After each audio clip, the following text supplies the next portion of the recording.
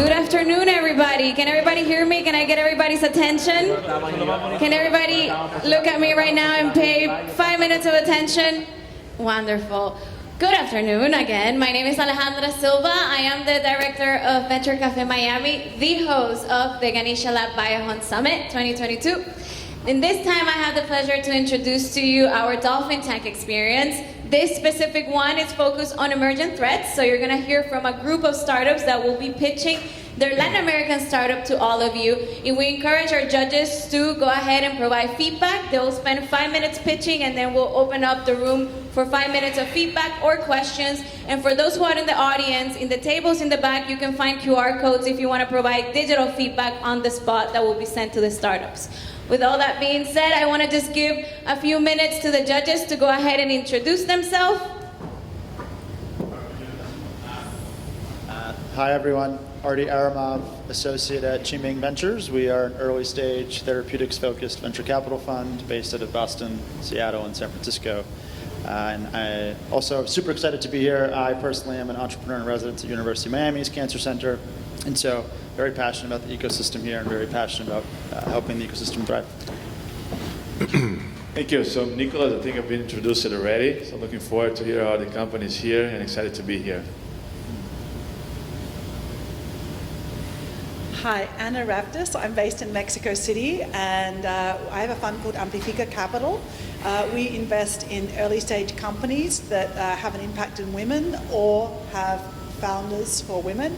And I'm really looking forward to being here and learning more about what these amazing entrepreneurs are doing and the problems they're solving. Hi all, my name is Paulo Fernandez. I'm based in Santiago. I led the VC investment at Venturans, and I'm at the GP of Sentinel Ventures, a fund focused on investing in biotech startups with a connection with LATAM. We invest in food tech, ag tech, therapeutics, biomaterials, all kinds of things from C to Series A. We launched the fund this year, and we already have 6 startups in our portfolio. Thank you. Let's give them a round of applause. Welcome to our judges, and thank you for your time. You can hold on to it. And then, with all that being said, welcome to the Dolphin Tech experience.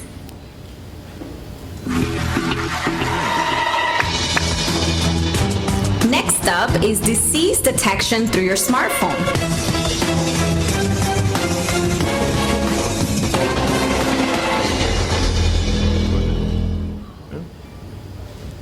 Hi everybody, how you doing? I'm Rod Young, founder of Diagnosis Biotech, together with Carlos Salvagarita there, who's first row. And I'm going to tell you a little bit about how we're going to change the landscape and the way we test people for contagious diseases. Okay, so we have a big problem. Okay, we can't deal very well with pathogens. And if another pandemic happened that we don't want, we're still a little bit screwed. And why is this? Because we're constantly traveling around the world. Okay, we're moving things around all the time, and that's not going to change. And because of this, the impact of globalization, we've had, a massive increase in the number of epidemics over the last 20 years. And that trend's not going to change, okay? So that's an issue. And as we know from the COVID-19 pandemic, this can lead or will lead to an excessive deaths and massive economic loss. So we have to change the way we do things, okay? And what is the big problem? The big problem is that we have a good proportion of people that have a disease are spreading diseases without knowing. So they're asymptomatic. They don't know about this. And we don't get those tested because it's too expensive. It's hard. It's not easy to access a test most of the time. And it's invasive. So we avoid it. We don't want it. And we can't test people that don't have or express symptoms. But what if the screen of our phone was a mirror of our health status? What if we could use it as an indirect way to measure the pathogens we have in our body? And that's exactly what we developed at Diagnosis Biotech. We developed phone screen testing, POST, which is a new way to test for pathogens or find pathogens on people's phone that are people that are contagious. So instead of testing them, we test their phone. And this makes this dream idea come true, that it's affordable, it's a lot cheaper, it's comparable to the antigen test, it's accessible, You can do it anywhere. You don't need to go to a special place to get tested on your phone. And it's approachable. You're touching the phone, not the person. Okay? So we performed over 100,000 tests in Chile during the pandemic in over 20 companies, as important as Walmart, and to contain outbreaks at these companies. And from the experience we've gained there, we're now moving on to the next phase. We're scaling up, and we're moving to London now, okay? Our company will be based on 3 fundamental pillars: science, technology, and data analytics. And I'm going to explain why. From the science point of view, we have to move beyond COVID. And of course, it's not only COVID that's a problem for us. We have, for example, a polio outbreak in New York at the moment. We validated this for COVID and showed that it works really well. We published this in a really remarkable journal in collaboration with UCL down here, who's now going to be one of our partners in this venture, their business branch, okay? UCL is one of the top 10 universities in the world. And the news about this method, which is it's absolutely groundbreaking. Nobody had thought about this idea before. Traveled the world in over 150 media outlets. So we know that it works really well for COVID. We're moving for TB, which is a high impact burden disease, okay? There's around 2 million people that die of tuberculosis every year, so it's an issue. And we know that it works also for influenza. And we're going to move on disease by disease to show that it can work for the phone. The other thing we want to do with this is that we want to automatize the process. So if we want to test everybody, everywhere, and all the time, as we claim, we can't have people taking the sample. We need to standardize this and make it easy, make it approachable. Have a diversified platform of testing devices, okay?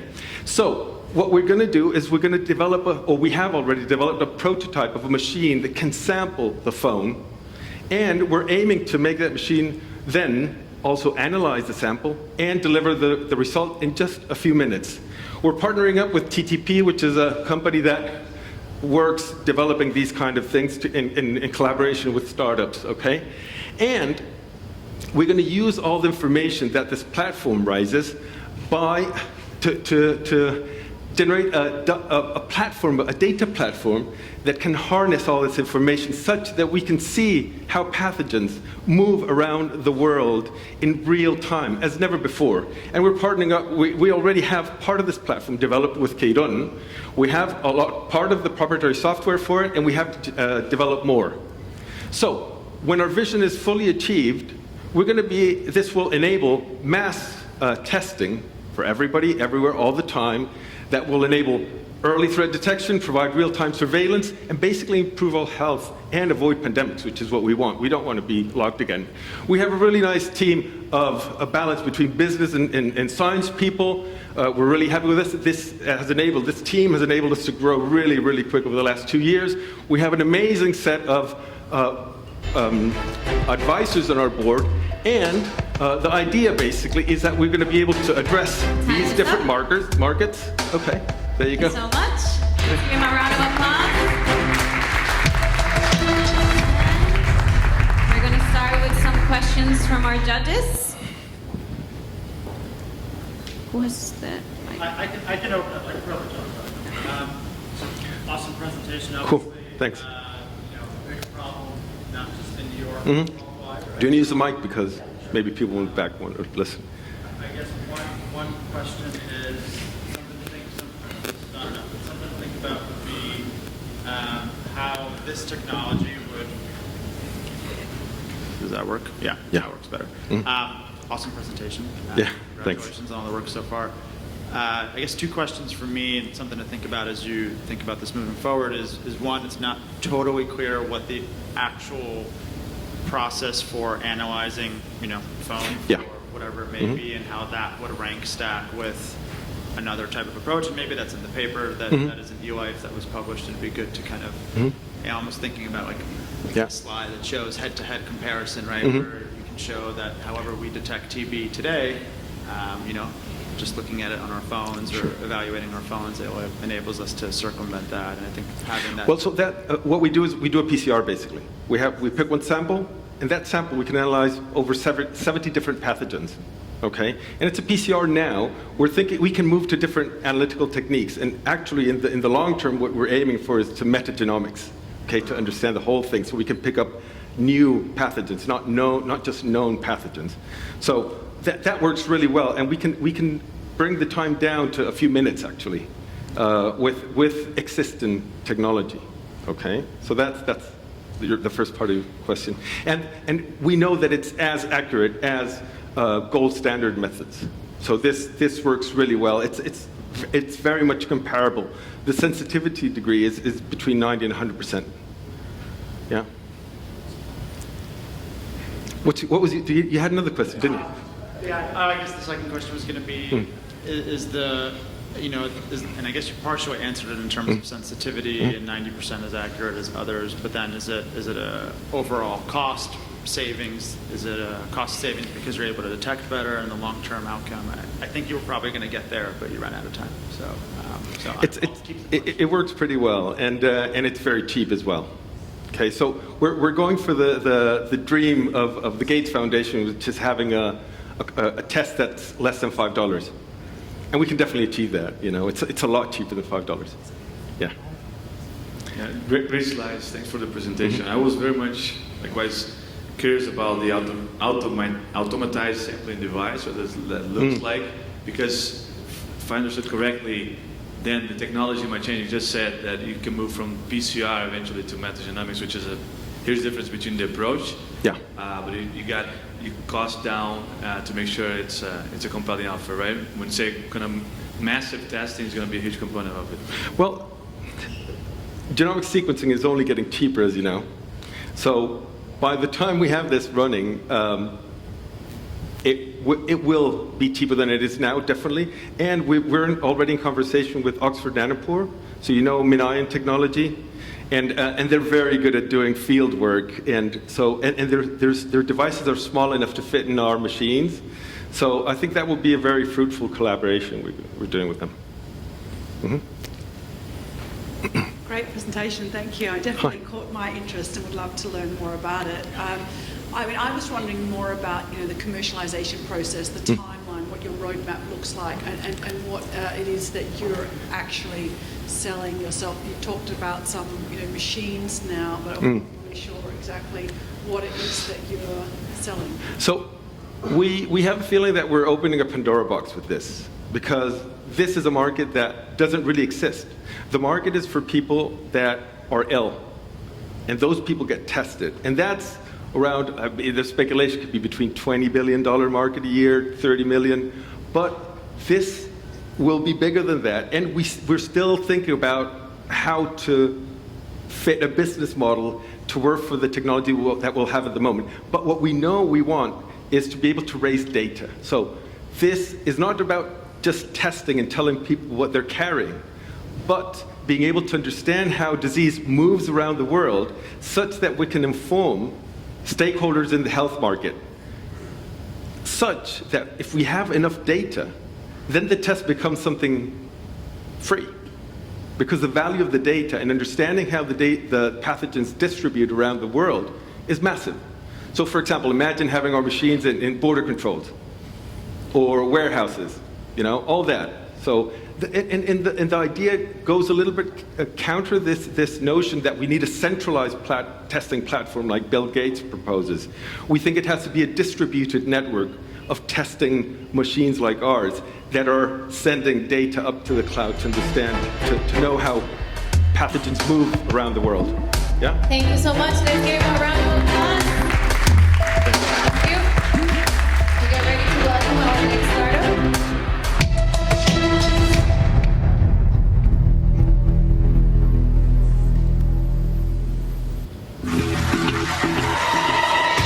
A biocontroller that kills the bacteria contaminating our food supply chain?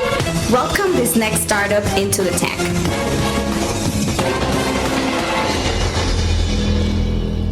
Good afternoon, everybody. Ladies, gentlemen, and ladybugs in my shirt. I'm Camilo Bravo, and I'm part of Biotechnology, a startup that's revolutionizing the way in which we maintain food quality and food safety.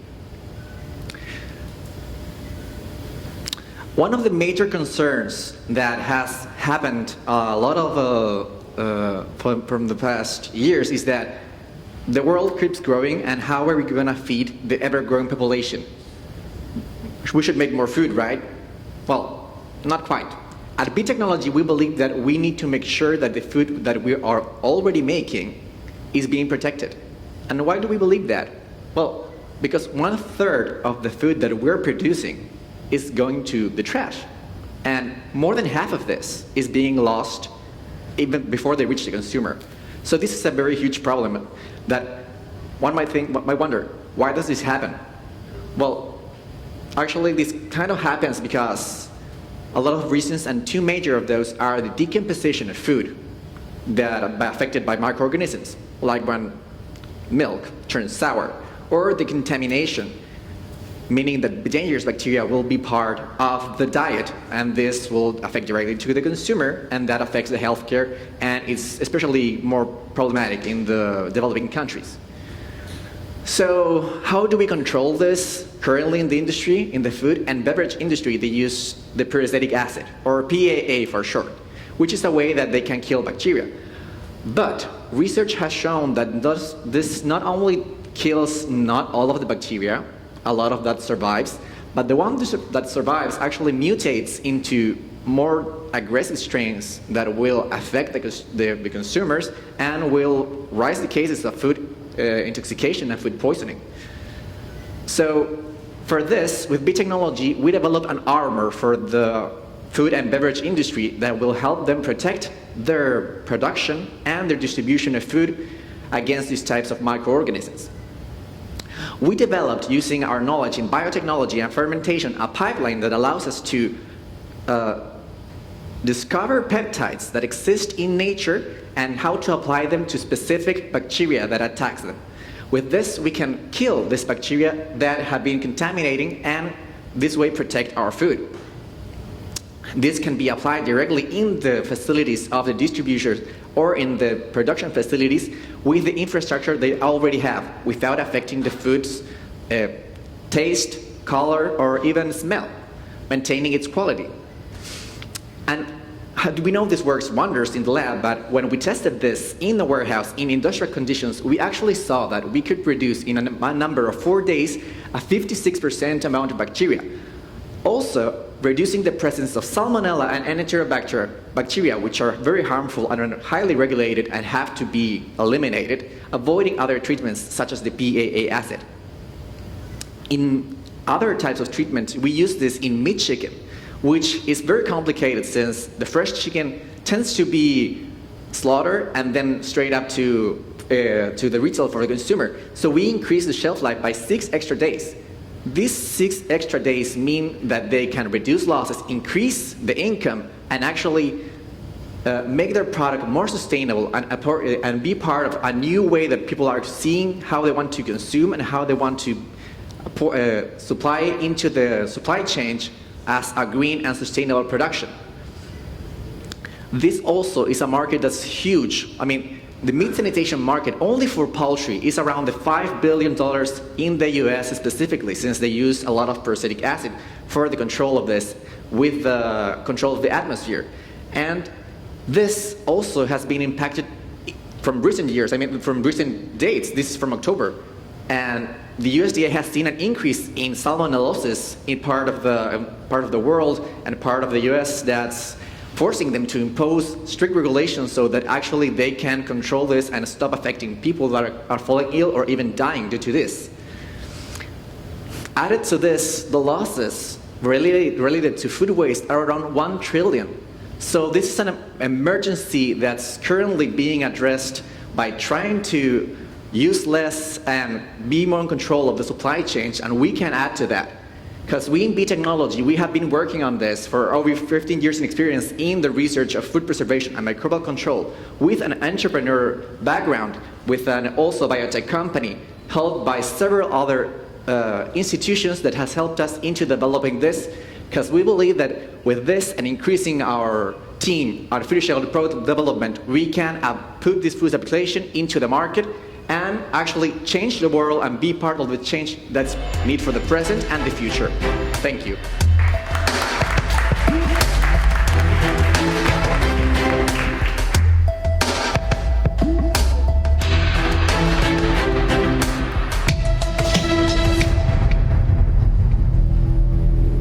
Any questions from our judges? Sure. Thank you for the presentation, pretty impressive. What's the IP strategy that you're following, thinking that you're using peptide that already exists? I mean, but how are you trying to structure an IP strategy to kind of like build a barrier against competitors? Yeah, well, these peptides have not been reported by any type of research, but they do exist in nature because nature tends to be, well, their enemies exist in the same environment that the ones they're trying to attack. So what we did is we did a screening of bacteria, and we researched how could this bacteria attack these other types of pathogen, and we identified the sequences of these peptides so that we could clone them into an organism that could produce them at a higher rates than usual production for this bacteria. So we have kind of our technology is set into how we select the bacteria for attacking the other bacteria, redundant, and also in the way that we select these specific strains, specific peptide information, and we modify them so it could withstand, for instance, the temperature or the pH levels that are usually in the industrial factors. So it's a modified gene. I'm thinking that you already seem to have proved part of the efficacy of your product. What should be like the milestone that you're trying to achieve with this $1.2 million that you're raising? Well, with that, we intend to achieve the final product because currently we have the production levels according to LATAM standards. And one of the problems that we have is for the FDA as a food application regulation, we need to have these peptides in a purified state and have certain tests done specifically to those peptides. So the optimization for this technology is so that we can have a better purity into these peptides and have those safety profiles demonstrated by each of these, even though they're produced by grass bacteria. So basically, the end milestone for this is that we'll be applicating for the FDA as a food additive to preserve and control bacteria in food.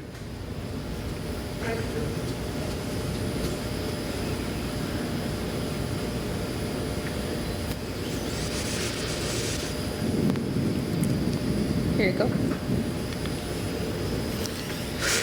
Hi, great presentation.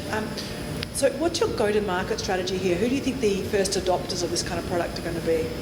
Well, we have actually been working with industry leaders in Chile who have had the problem, especially with the food, like in the grains, they had to throw away 80,000 tons of maize because it was contaminated with salmonella. So those are the first adopters that have had the problem in the past, as well as the food producers like the poultry broiler production that actually they need to increase the shelf life because lately it's been shown not just the problem with salmonella infection, but also like the decrease. I mean, usually it's 12 days, but it's been seen that it's been reduced from 12 to 8 days. So those would be our first adopters, at least nationally. And when we were in Boston, we talked with Purdue and Foster Farms, and they also are looking for ways to substitute the peracetic acid, since according to Purdue, it's a lawsuit waiting to happen. I was going the same direction. Great presentation, by the way. Congrats. How do you guys plan to scaling up? You get from a laboratory testing the peptide. How are you going to apply that to the supply chain of the industry of poultry and other food as well? Well, actually, this is our beachhead market. The way that we applied in the poultry and in the grains, which are kind of integrated in the same way. Poultry eat maize. But we have also seen the possibilities of this attacking other types of problems in the industry, like salmon. Salmon also uses peracetic acid.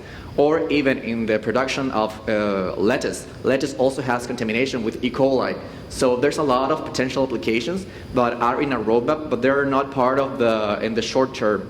We want to first validate and generate sales in the area that's more comfortable for us and has the greater pain. So then we can move forward with other potentials of the treatments. Really great presentation. Visuals were awesome, so really awesome slides.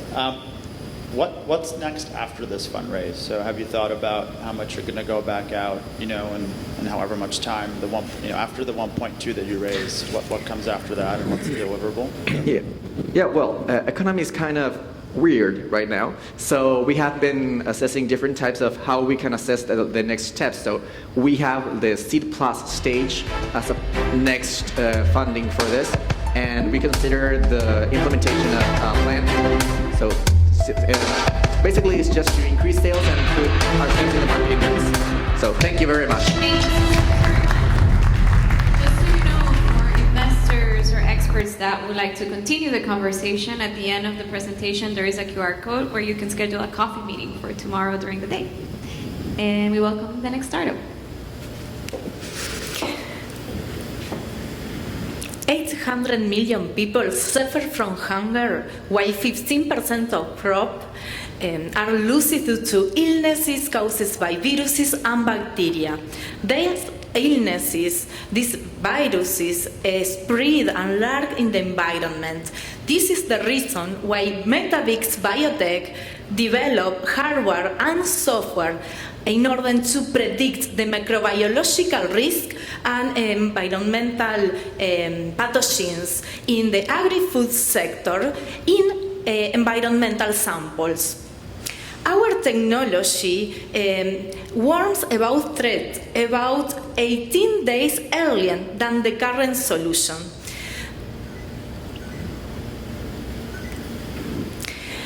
We can move to the classical 8 level of cost to only 2 or 3 for our clients.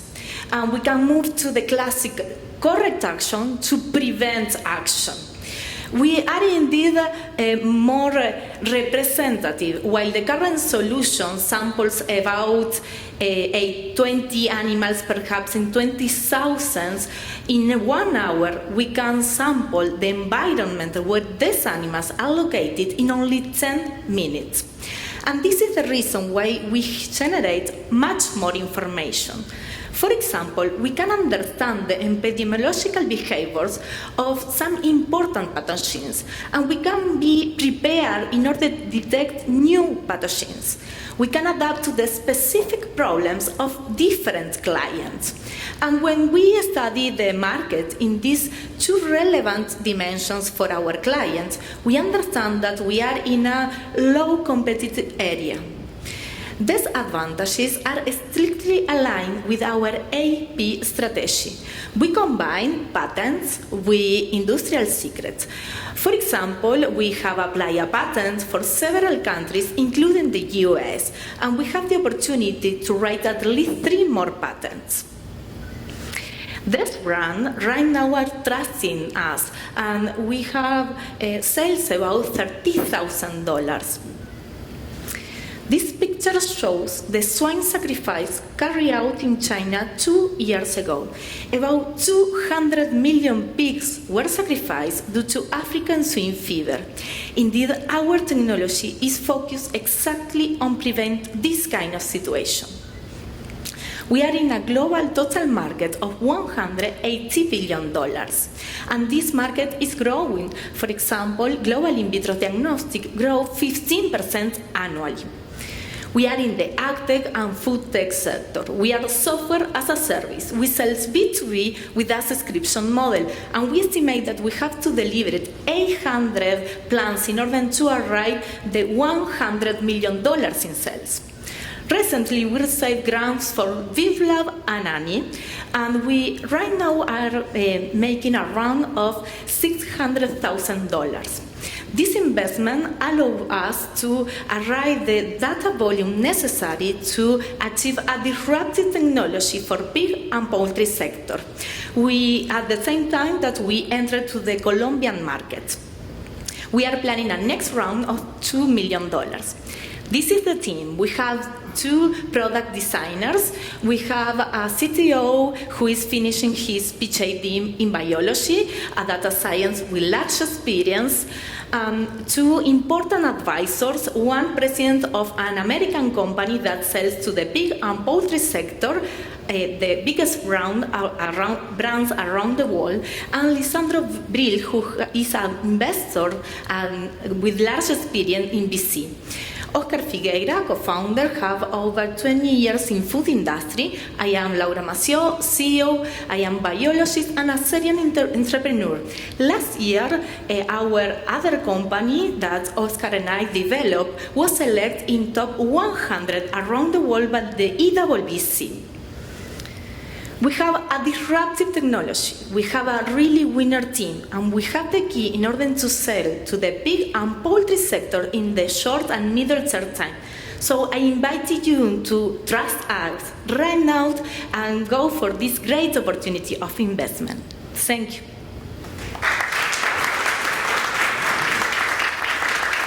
Questions from our judges?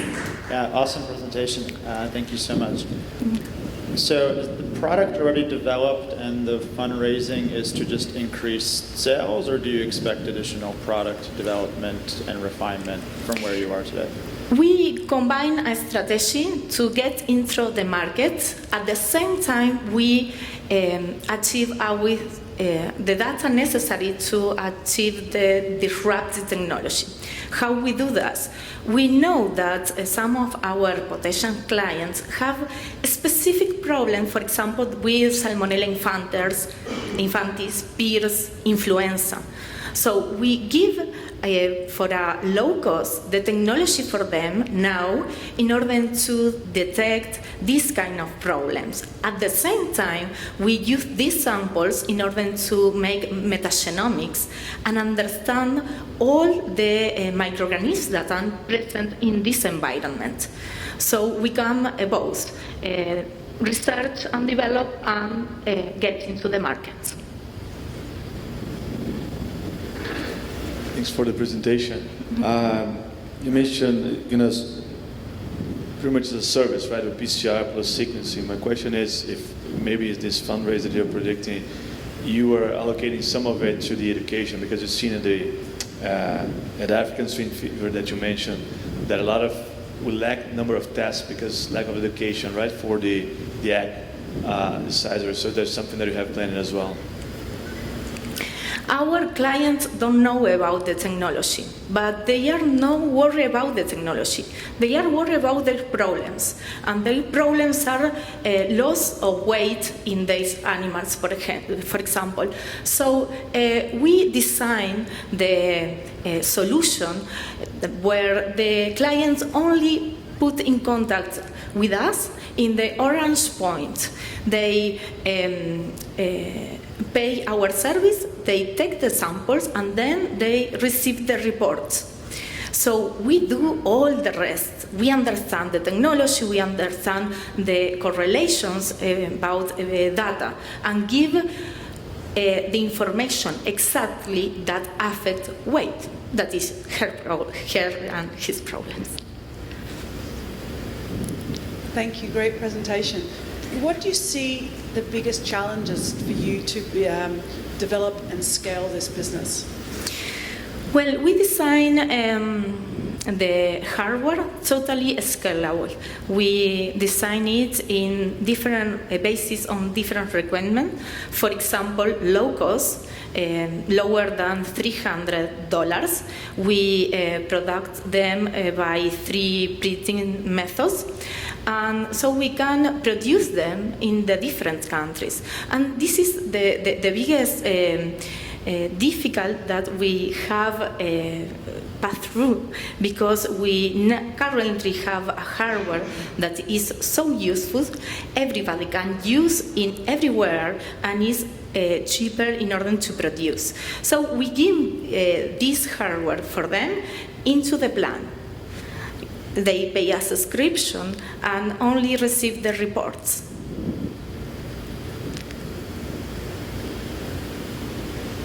I mean, building on that question a little bit, usually to get into factories operation is quite complicated, because I mean these guys are pretty they manage it pretty secretly.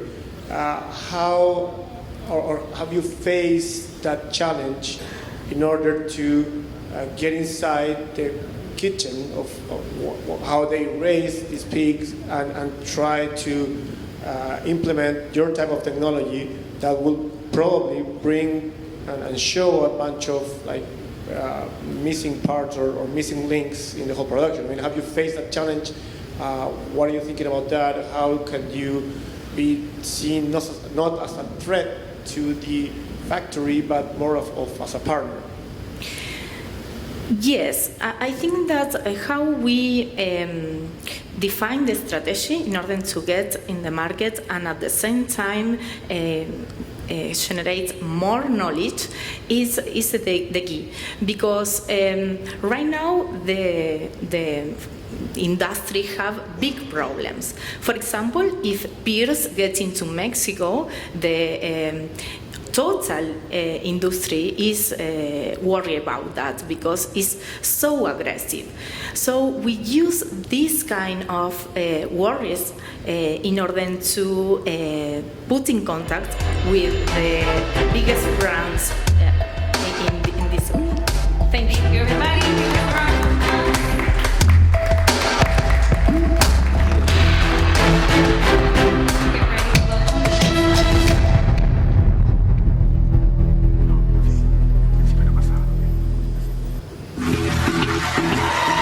Your genes can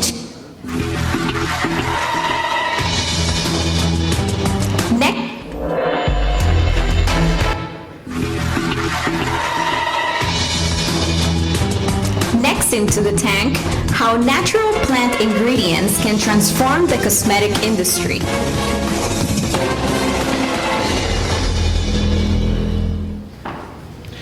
Hello, good afternoon. My name is Jose Pablo Garcia, and with my partner, Felipe Aquia, we are co-founders of Rubisco, a biotech company that have seen some problems, sustainable problems, in the production of raw material through the traditional agricultural methods because of the overexploited lands or the overuse of water, tons of water, or limited production. Due to the global warming, the overdemand for ingredients, the water crisis, producing a shortage of raw materials. For instance, for you to know, to produce only 1 kg of nuts, you need to waste 10 tons of water. So what is the solution we are proposing? Is to leave the plants aside and replace them with the production of natural ingredients through the plant cell culture. What does this mean? To have unlimited production in the lab of high quality, but with a very low water consumption. By the other side, we have some industries that has been more threatened by the global warming, such as the cosmetic industry, but at the same time, that industry it is in the momentum where the big players and the clients are demanding for high quality ingredients, but at the same time, they want them to be fully sustainable in the whole process. That's why we got deeper in their market, and we have an $11 billion global active skincare ingredient market, from where we're planning to take the 1%. How are we going to do this? My friend is going to explain it. Well, in Rubisco, we are developing a biotech platform to produce raw material in a cell farms. How we did that?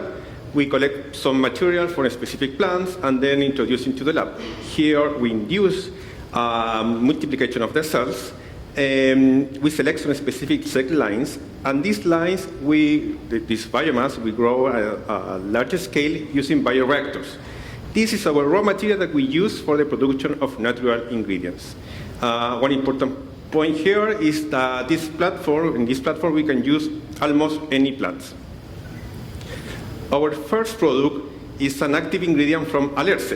Alerce is a native tree that grows only in the Patagonia, and some species can live in over 5,000 years. Using our platform, we produce an anti-wrinkle active ingredient that was launched into the market this year. But alerce is just the beginning. Our current portfolio has 11 other species and is still growing. The next two products, one of them is an antioxidant ingredient that came from almaci cells, and the other one is the production of saponins from quillay. Today, there are 25 other companies or startups that are working with this technology around the world, but Rubisco is the only one at LATAM. Our technological advantage is that we can improve the biomass for the production of elite raw material in a short time by mixing the cell technology with the traditional methods of breeding. How can we manage this? Well, we have make a business plan that is separated into 3 different areas. How do we generate value? between the research and development of our portfolio plus a clinical efficacy development plus an IP strategy. Then the operational model is a cell biomass scaling up that we are doing in Europe in 2 big companies. Plus, we're making a pilot in Chile, so the technology also is in the company. And finally, how do we capture the value? Very simple. We are giving a direct sale to large distributors. As a matter of fact, we have incorporated at the beginning of this year a producer of active ingredients and distributor that has a presence over 60 countries, so we are starting with a very strong commercial arm. Now, what are we looking at this? A final round of convertible notes for 1.5 million to continue in the product commercialization, but most important, in the R&D portfolio development, plus local and international scaling up. Thank you very much.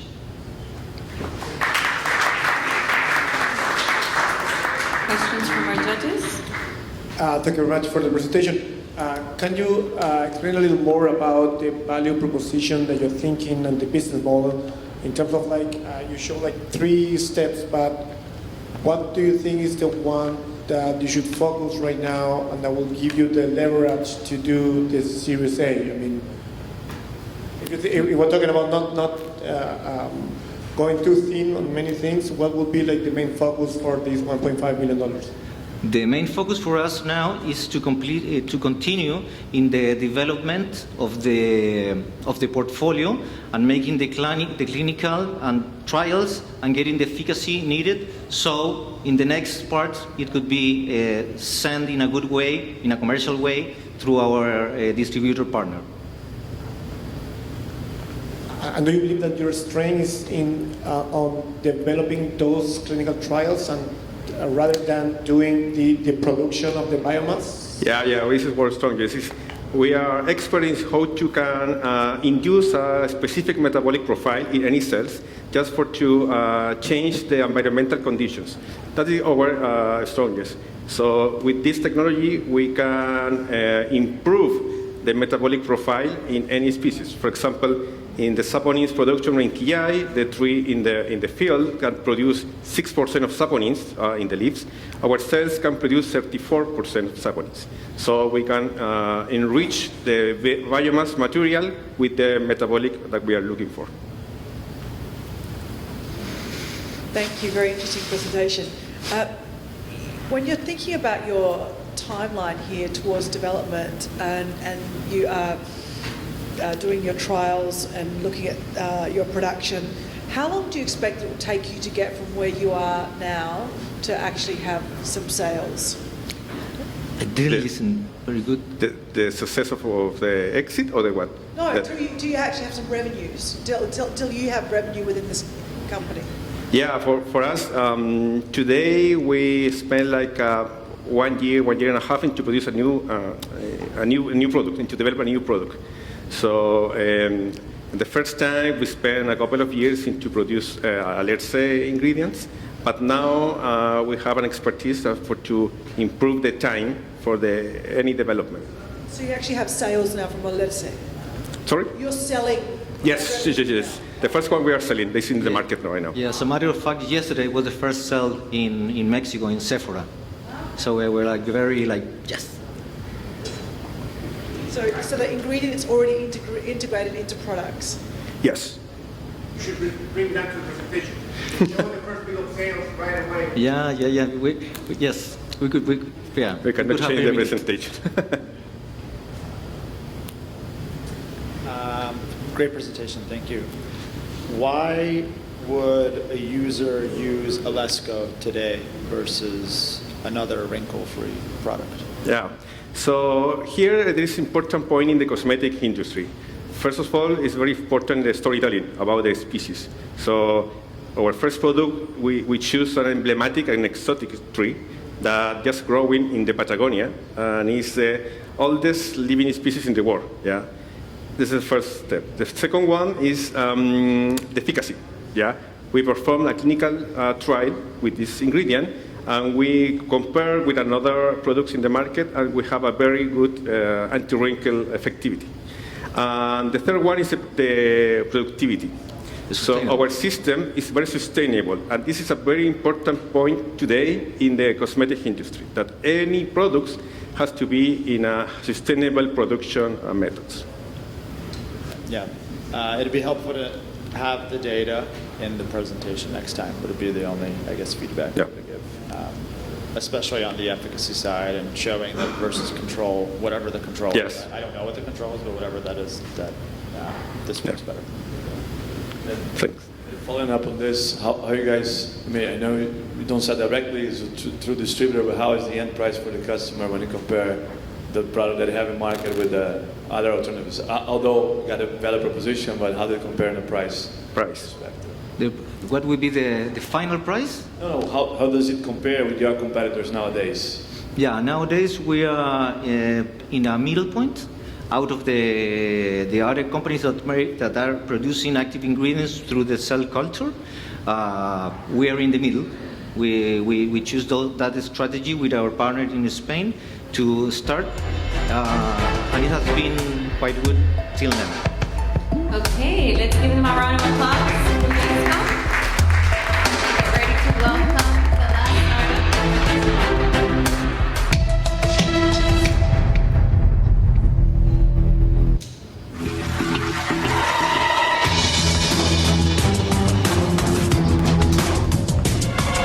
Next up, it's an ice cream that's actually good for you. It really is.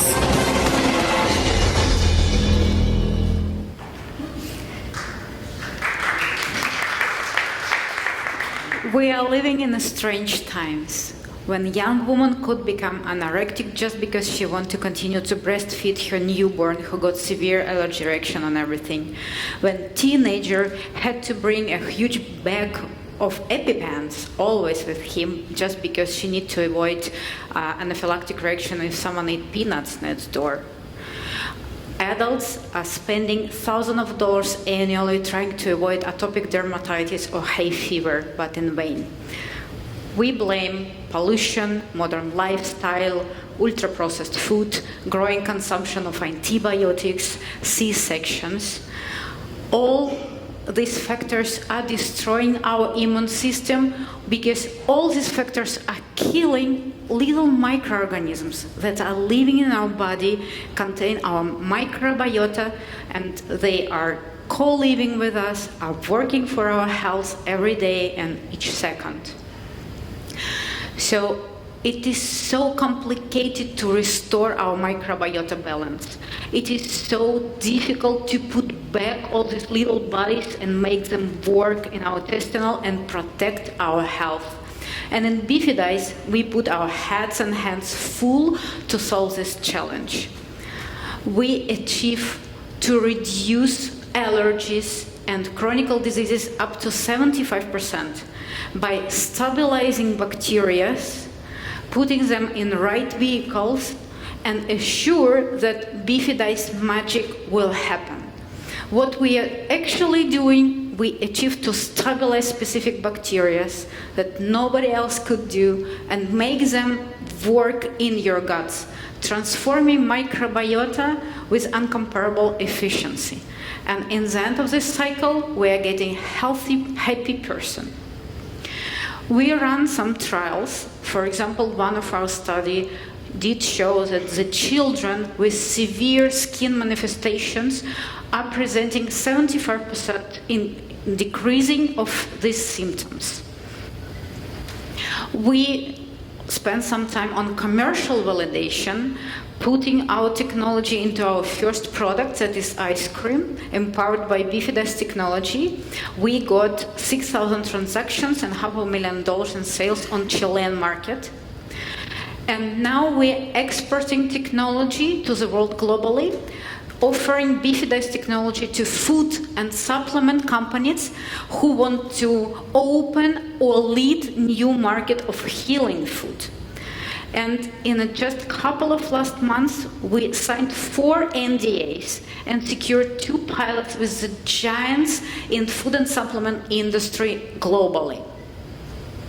And now we are in the United States, landing here with our patent application, trademark application, designing our FDA plan and umbrella patent strategy to aim to win market as huge as the United States market of ice cream, healthy snacks, functional food. This year we completed our team, and now we are communicating with the major market players who, the same as Bifidice, dedicated themselves to improve microbiota and to change drastically the health of population globally. And we got excellent advisory board who are helping us right now in our fundraising stage. We're doing bridge round right now. And for us, this is not just bridge from Chile to United States, but also that is very important to make Bifidice as a strong B2B biotech startup with a solid team, with protected intellectual property and beautiful portfolio of pilots across the world. And we did start to think about our exit strategy. We discovered as a benchmark different startups who got acquisition between $500 million and $1.5 billion. And we are very excited to invite you to join our journey and to see how together we could improve the health of microbiota globally. And if you want to know more about studies, we are running actually more than 40 years because I'm the second generation in the family of researchers. Or if you need to know more about our exciting pilots in China or in Argentina, please let's meet. We will be here tomorrow and next week and next week also. Okay, let's give her a round of applause. And we're ready for some questions for my judges.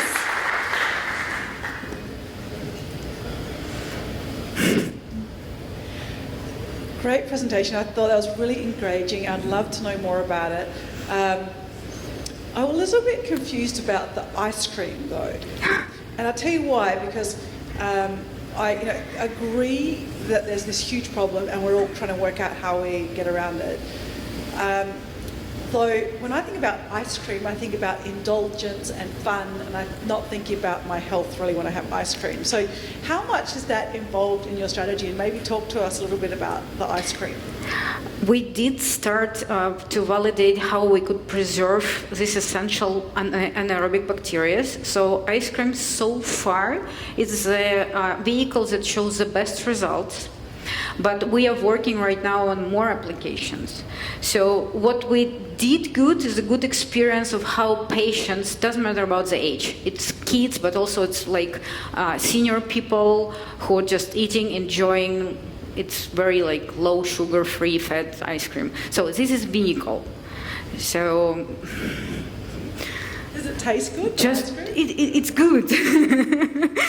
Yeah, he could confirm. Pablo could confirm. It does. It tastes really good. One of the things that we have discussed before is how you can become like a platform. And now the idea of going B2B, it seems that you're heading that way. So could you tell us a little more about that strategy? What would be like the ideal partner, or have you developed like some sort of like a matrix of products where you have, or you think at least that your formula will work?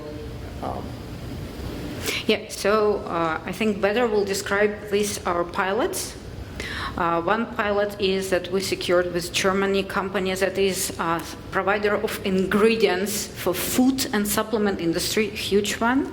And we will do the pilot exactly, hopefully with paid pilot, exactly to develop, to look into the applications they think that customers will interested in, the customers of this German company.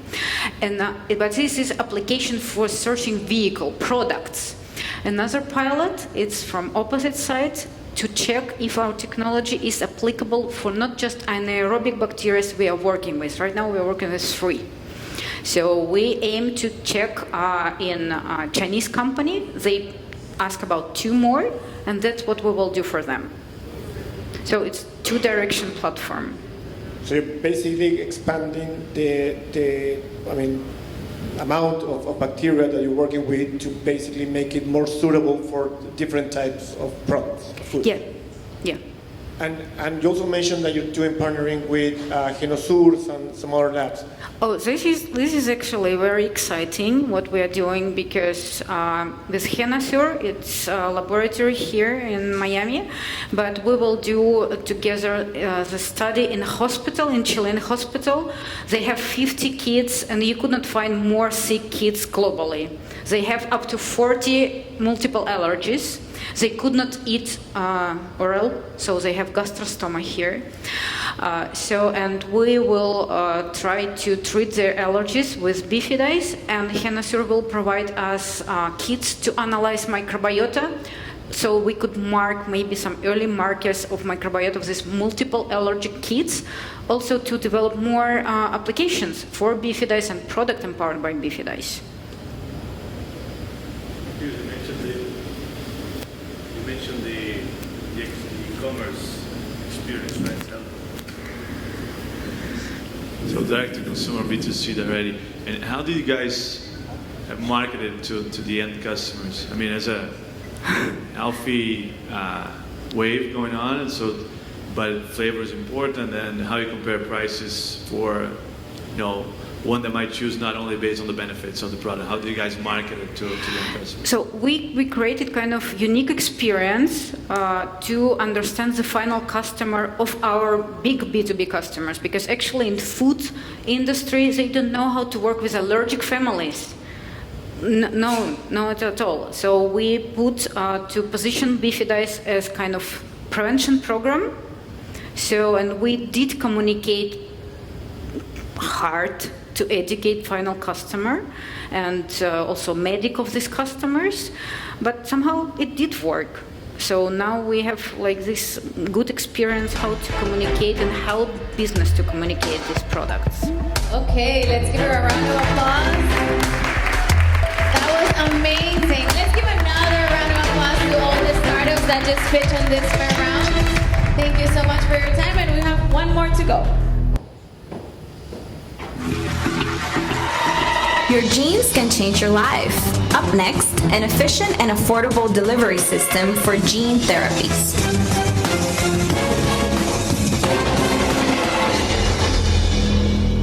Hi, I'm Brian. I'm co-founder of NanoTransfer, and I'm here to tell you how at NanoTransfer we are working so that there will be more and better cures for genetic diseases. So you may know that a genetic disease is a disease that occurs because one gene fails. And the definitive cure for genetic diseases exists. It's called gene therapy, and it consists of synthesizing a working gene, putting it inside a vehicle, and this vehicle, also called delivery system, is going to take the working gene to the cells, to the damaged cells of the patient to replace that lost function. Now, despite the fact that the human genome has been all sequenced and that there are gene editing tools to synthesize almost any gene, for the 10,000 genetic diseases known, there are only 40 FDA-approved gene therapies. And why is that? This is because the development of gene therapies is limited by the delivery systems that are employed. Delivery systems now are viruses, and viruses tend to have problems, such as production problems, inefficient and costly production. They trigger immune response, and they have secondary effects on the patients, and some patients are not eligible for treatment because they already have immune response to that viral vector. And also, they have a limitation on payload. There are bigger genes that you can't put inside the viruses, so there are some diseases that you can't cure. At NanoTransfer, we are working to unleash the potential of delivery of gene therapies. We are developing a library of nanoparticles, oxide nanoparticles, to deliver genes to patients in gene therapy. Our system is ready to use, scalable, it's not costly. Also, it is for everyone because it's non-immunogenic, it does not trigger immune response, so everyone is eligible for treatments with this kind of vehicles. And also it has a bigger payload, so this means that we can deliver bigger vehicles, so there is a broader scope of genetic diseases that we can cure. There are 500 million people affected by genetic diseases, and the gene therapy market is going to reach 20 billion in 2027. We want to partner with gene therapy companies by co-development gene therapies. They're going to develop the genes, we are going to develop the vehicles, and we'll go through the regulatory pathway altogether, receiving payment as long as we accomplish different stages of this path, and then we're going to receive royalties when the therapy reaches the market. Also, we want to supply them with the vehicles. We don't want to license the technology for them to produce. So we have some really nice proof of concepts. We compared ourselves with lipofectamine, which is the gold standard for gene delivery in cell lines in the laboratory. And we've seen that we are 8 times more efficient. So we went and we opened some doors and we went to talk to some customers, and they were very interested in our technology, but they said, okay, talk to me about safety. So we went back to our lab and we saw that NanoTransfer is safe. We made several tests. Also, we made some in vivo tests in mice, and we could prove that our technology is safe. We have an IP strategy that we designed. We have already agreed on the terms of the license with the university. We already have written the patent application. That it's the paperwork is being finished as we speak, and we're going to file a US provisional patent in these days. And of course, we have partners and investors. We've been invested by Gridex, which is the biggest VC biotech investor in LATAM. And thank you here for the Ganesha Lab. We are looking for a round of $500,000 to further develop our technology. And lastly, we have a team that is diverse and experienced. Cecilia and Carla, they are co-founders with me. They are researchers, and they are the heart of NanoTransfer, and they are behind the science of it all. And also we are thrilled and also humbled to say that David Curiel, he's an advisor of us. He's a leading investor, a leading researcher on this field, on the field of non-viral delivery system. So we have a team we have a technology that can impact in the therapeutic market globally, but also we have a team with passion and grit to make it happen. So thank you very much. Questions from our judges? Great presentation. Thanks again. Thank you. How does this compare to the existing AAV or LNP-based delivery technologies that are out there being done today? Compared to AAVs, there's scientific consensus that AAVs need to be changed, because they have secondary effects, and they also have, they trigger immune response. So that means that even if a patient needs to be reapplied a treatment, it's difficult to do it because of those. And also it has a limitation on the payload. So we are way better than AAVs, and we can prove that. There are also other companies developing other technologies, which is not AAVs and it's non-viral, who is our competition, at least. But we are optimistic, and we like to say that if there are other companies working to solve the same problem, then it is a relevant problem. But we strongly believe that our technology that is based on oxide nanoparticles has the potential to be the next generation delivery system. We can also modify the surface of our nanoparticles to actively target different cells, different tissues. So we strongly believe that we can make that step, yeah. And where is the most advanced data set from a tissue distribution today? In our system, right now we are working to understand the biodistribution of our system. It means where it goes without any active targeting. So we are working on that information, yeah.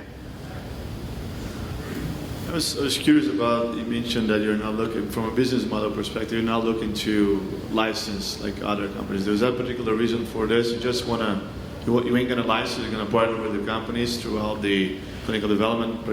Yeah, we want to partner with them, but we want to keep supplying the delivery system. That's what, maybe I said it too quickly before. We want to partner with them and co-develop the therapy, but they have the knowledge to go through that, through the FDA pathway. So, but we wanna produce the vehicles in our own facilities and supply them.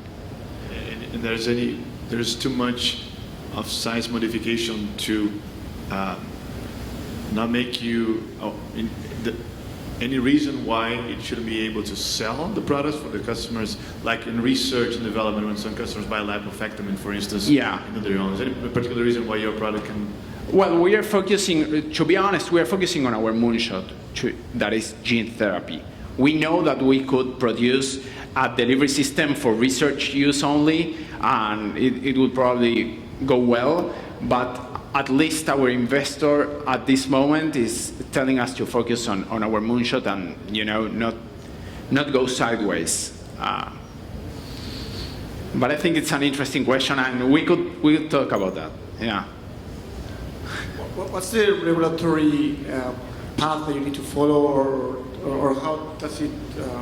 I mean, what's the regulatory situation that you're? Yeah, that's a great question. Where our system does not need approval because it's by itself, because it's not a therapeutic. So we cannot prove efficacy.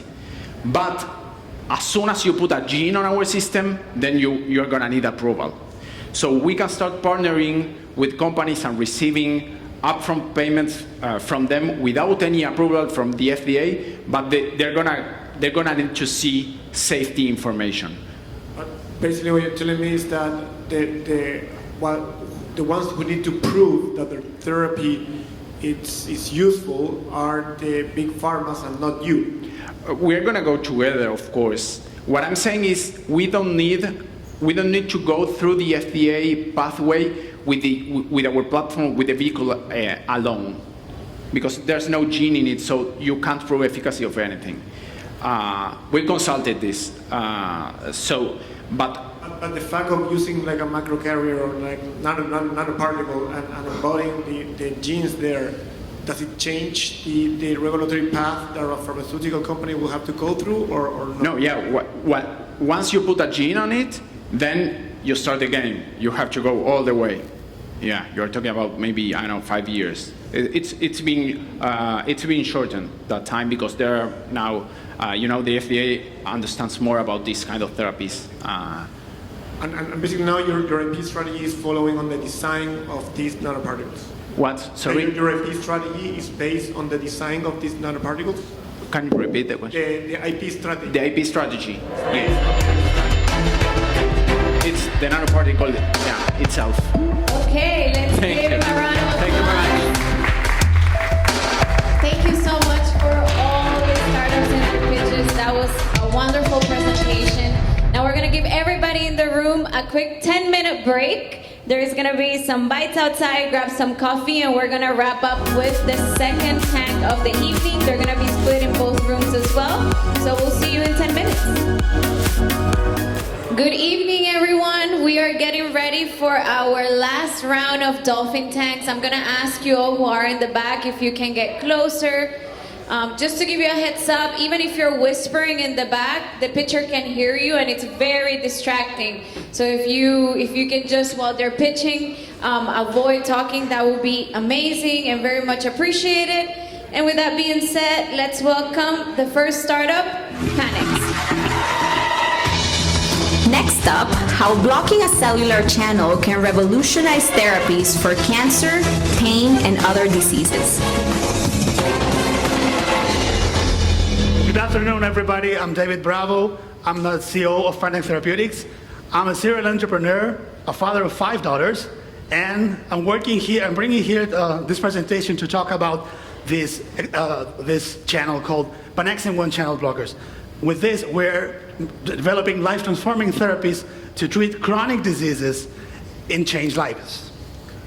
So why are we looking for this exciting channel? Because this channel, it's in you and me, in normal conditions, it's inside of the cell. It's waiting for its opportunity to fire up. Fire up what? It releases ATP. Everybody knows that ATP is the energy inside of the cell, just like the gasoline is the fuel to make the car push forward.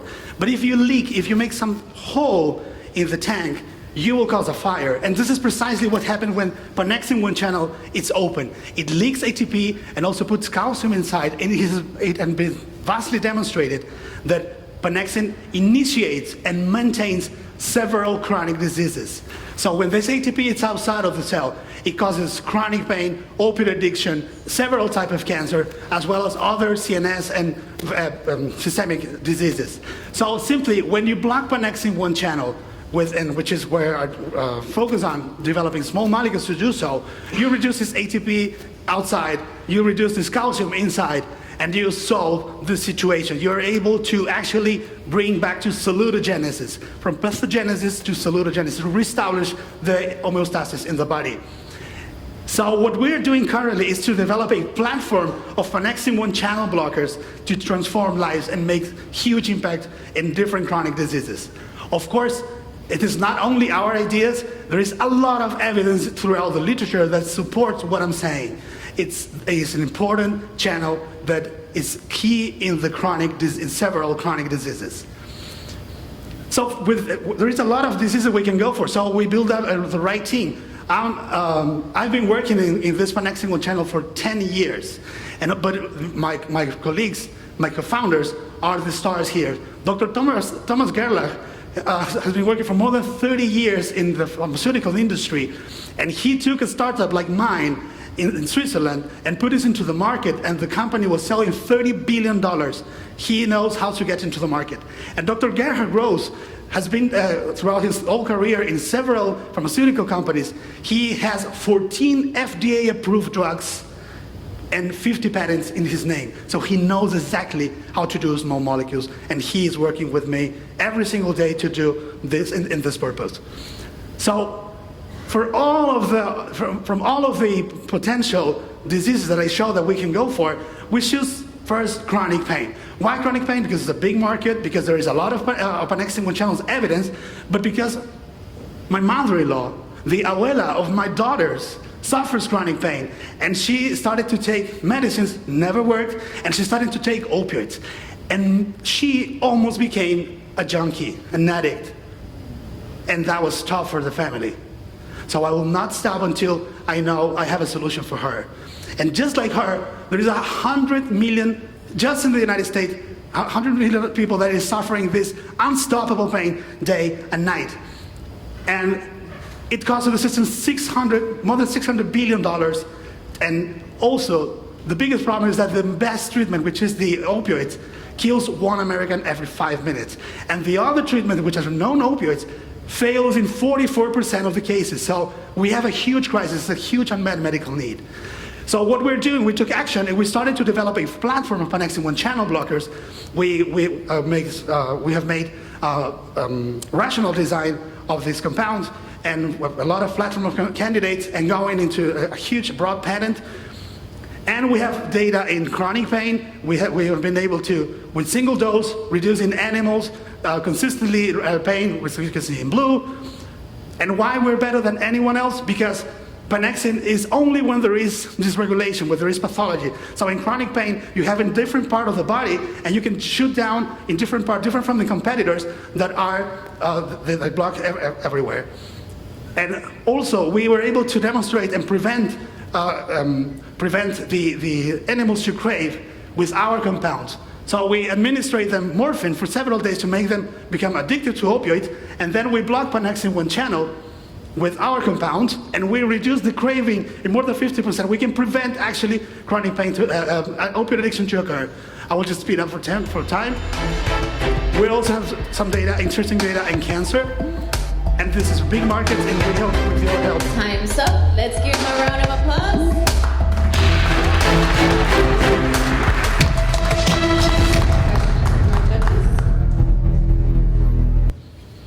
Great presentation, really interesting target.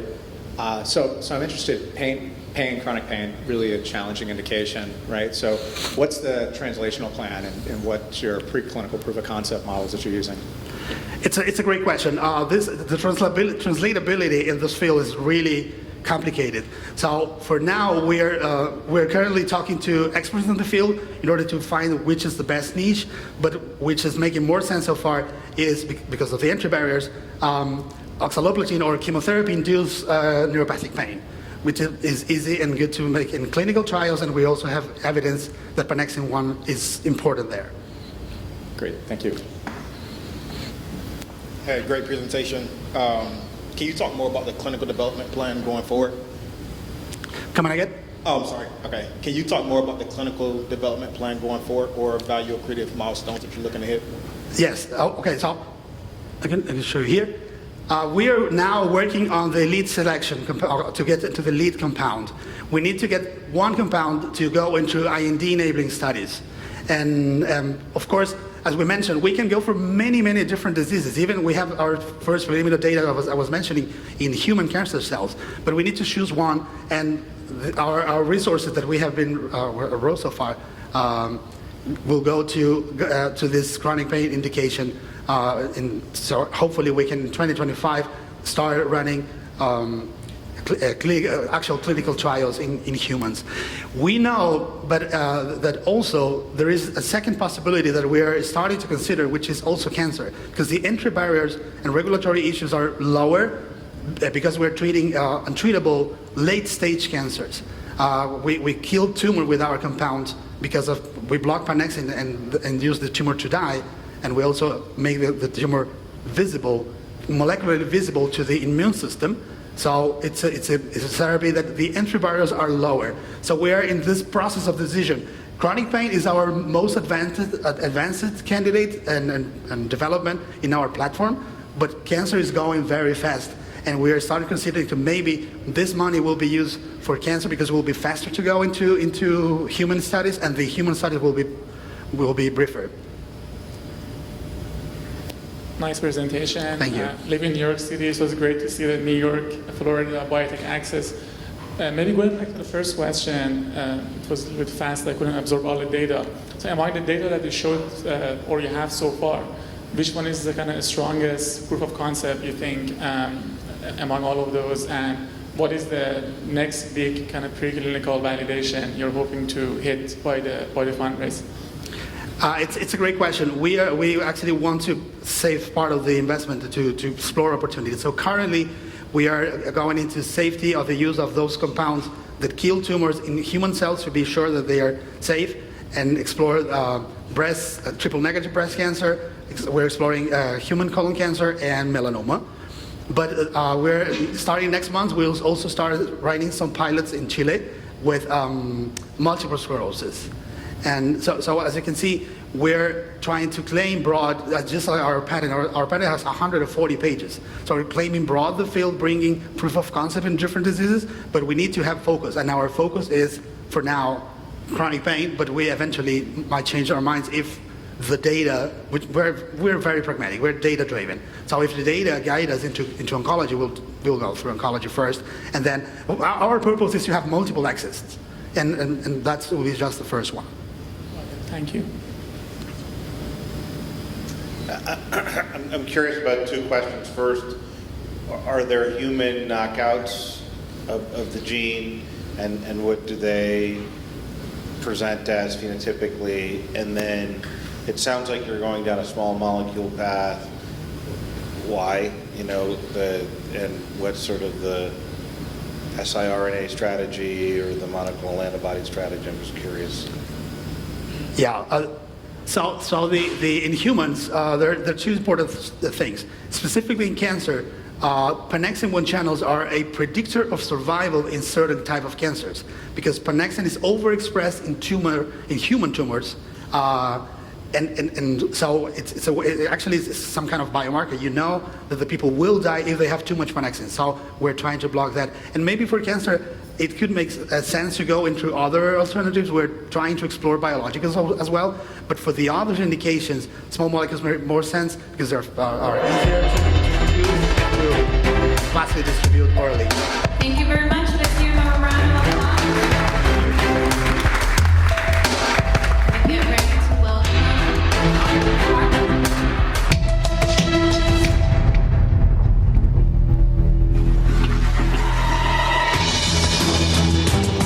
Next into the tank, how a small molecule helps produce anti-tumor responses.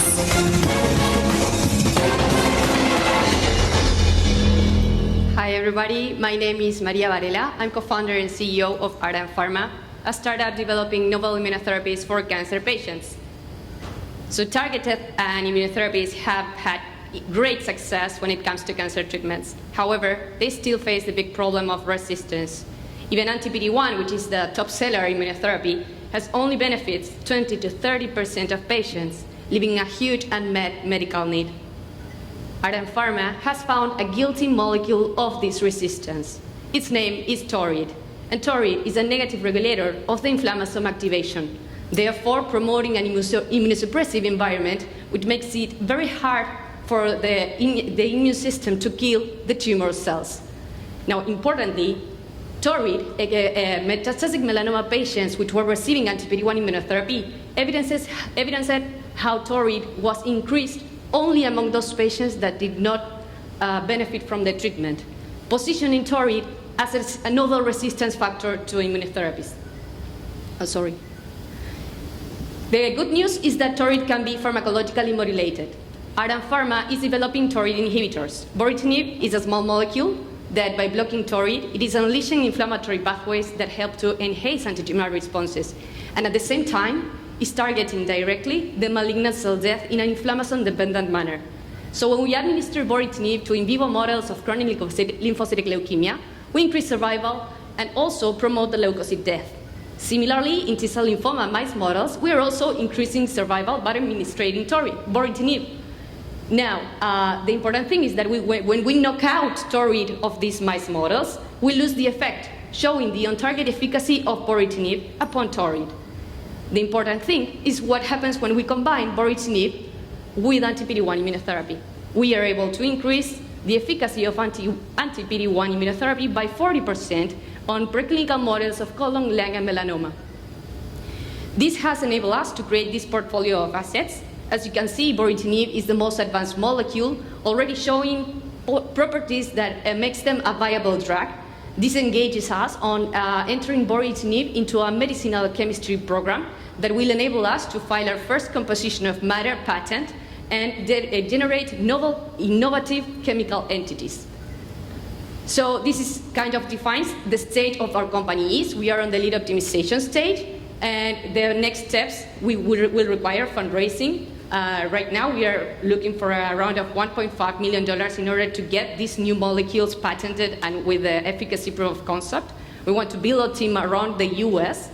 And we want to, our further stages of investments will include the possibilities of making all the FDA required studies for submitting an AND and get a phase 1 clinical trial before we can license our technology to big biotech companies or pharma industry.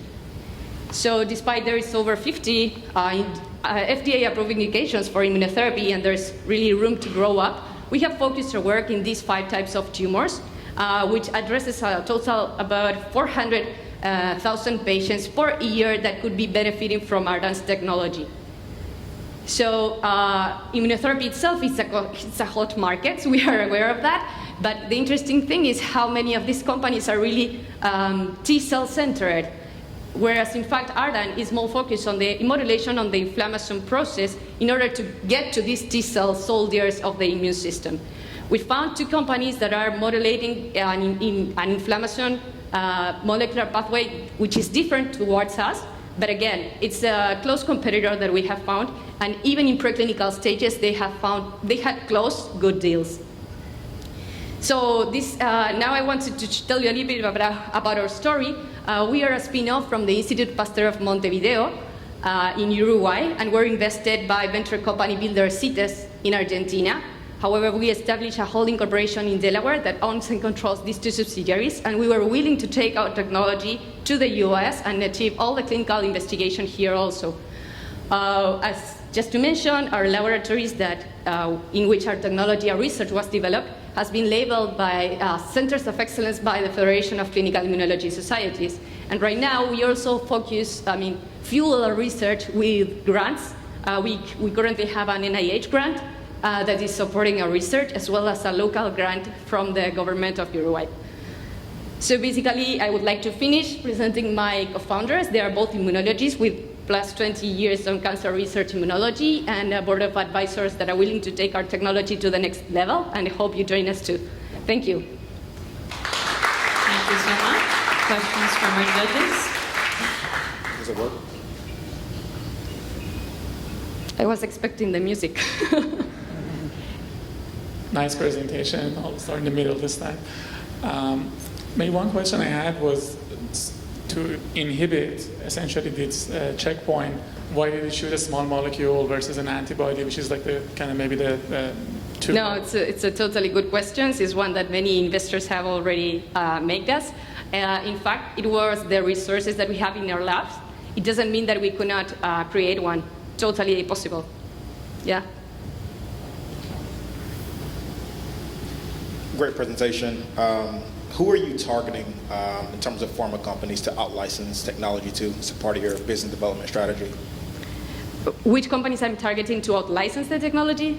Is that the question? Yes. Okay, so we have some ideas, particularly those companies that are on the space of the inflammation and more related to innate immunity rather than adaptive immunity, which is like the most hot.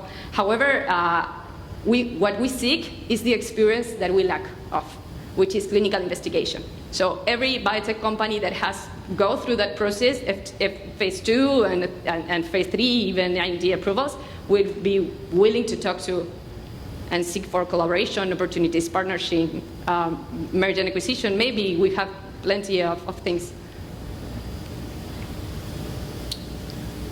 Great presentation. Like we talked earlier, really interested in inflammasome, pretty cool target. So in terms of 2 questions, what's your approach to screening? I'd be interested. And then also, how are you prioritizing indications? What's that first indication you're going to pursue? And then subsequently, how are you making those decisions? Okay, prioritizing indication. We are most inclined to continue our developments with melanoma. Up to now is the indication in which be able to collect more data and have better efficacy. However, lung and colon cancer, they're really attractive, as well as much more competitors than they are. And I'm sorry, which was the first question? Your approach to screening. My? Approach to screening? Approach to screen? To screening, yes. Drug screening. I'm sorry. How are you assaying the compounds that you're screening? I'm sorry, yeah. We have 2 screenings, 2 bioassays that we develop in a laboratory that help us to get a go, no-go decision very quickly with the molecules that we are generating. The first one is an SDE that is aiming to understand the inhibition of TORID, and the second one has some readouts about interleukin-1 beta and caspase-1 as readouts from the inflammasome activation, from the NLRP3 inflammasome activation particularly. So those are our handy tests to screening molecules. And those are cell-based assays that you're doing? Yeah, bioassays. Great, yeah. Thank you. Sorry, I couldn't understand that. And I'm curious, is there a TORID biomarker companion diagnostic or no? Could be. Okay. Could be. That part was kind of perfectly. You can have TORID as a biomarker itself, but even we have gone deeper than that, and we have a complete inflammation signature related to inflammasome activation with immunotherapy context, and can be able to identify which patients would need an inflammation boost before receiving, but together with the anti-PD-1 immunotherapy. So it could be totally. We are focused on the therapeutic advance because we want to get to the clinic and with that data, be able to come back in translational studies to help us develop this signature and develop biomarkers. But totally. Very interesting. Thank you. No, thanks to you. Thank you so much. Any other questions before we go on to the next startup? Okay, let's give her a round of applause for Ardan Pharma.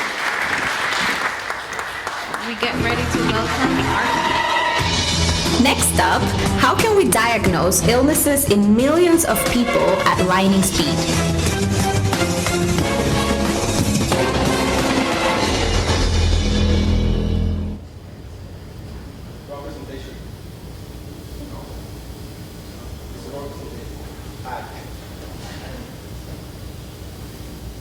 It's not the presentation.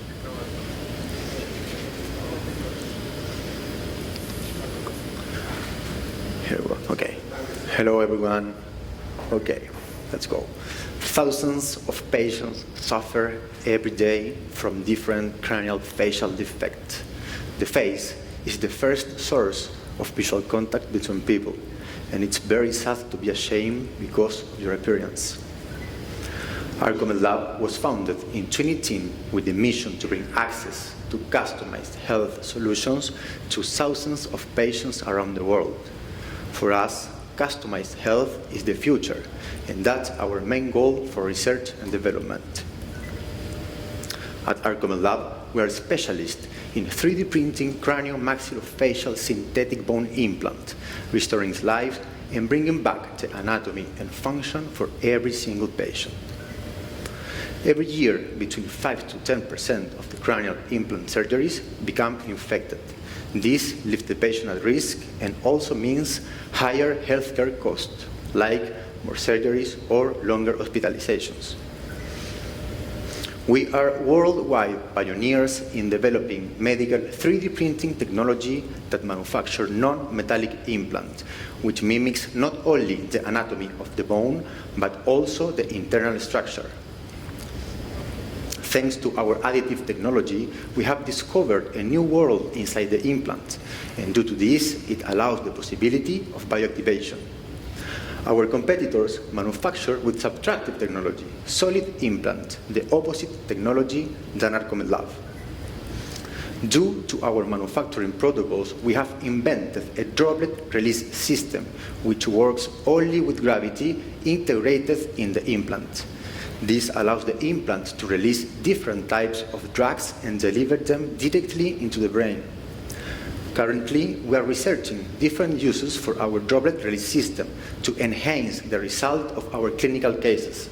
For example, we can use antibiotics to reduce infections after surgeries or to support the delivery of chemotherapy drugs. This is a very interesting market that is expected to reach $5.8 billion by 2031. We started manufacturing implants in Chile, and we are currently expanding in Latin America, but we believe our technology is ready to impact the world. That's why we are focusing on the North American market that is not only the largest market in the world, but also critical to the validation of our technology.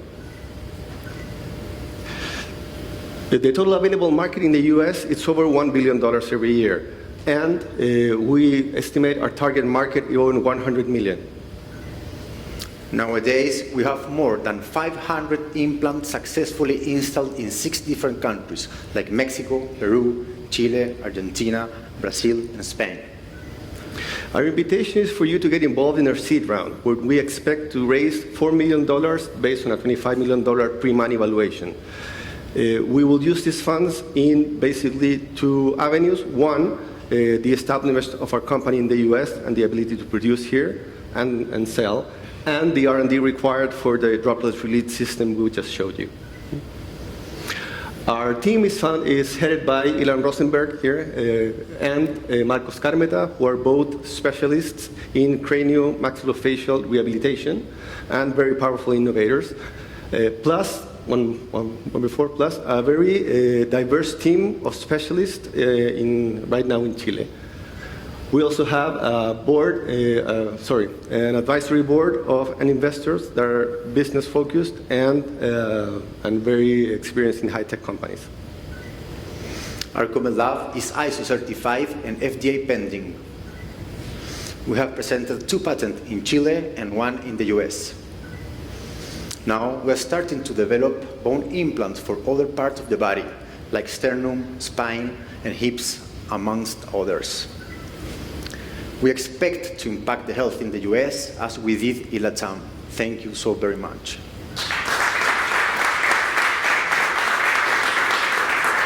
Questions from our judges? Yeah, great presentation. Really interesting here. I'm interested. So in terms of is this considered a combination product because there's a drug and a device, and what's your regulatory path here for this? Yes, we have 2 different products here. So the first one are the implants, and the second one is the droplet release system that we are in a preclinical phase. So now we need to research with some university here in the US or some company eventually to get the FDA approval after the clinical phases. So would you partner this with a drug company, or what would be the source of the? Not yet, but it's our idea. Okay, great. Thank you. You're welcome. Hey, great presentation. Hi, thank you.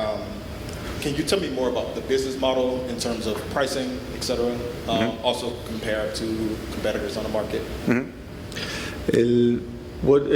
Our plan is to, we expect to get FDA approval in the next 6 months for our current products, and we expect, since they are already, we already have the codes, the reimbursement codes, we expect to start distributing during the next year through a distributor network, since we will probably start still manufacturing in Chile until we can have the lab here in the US.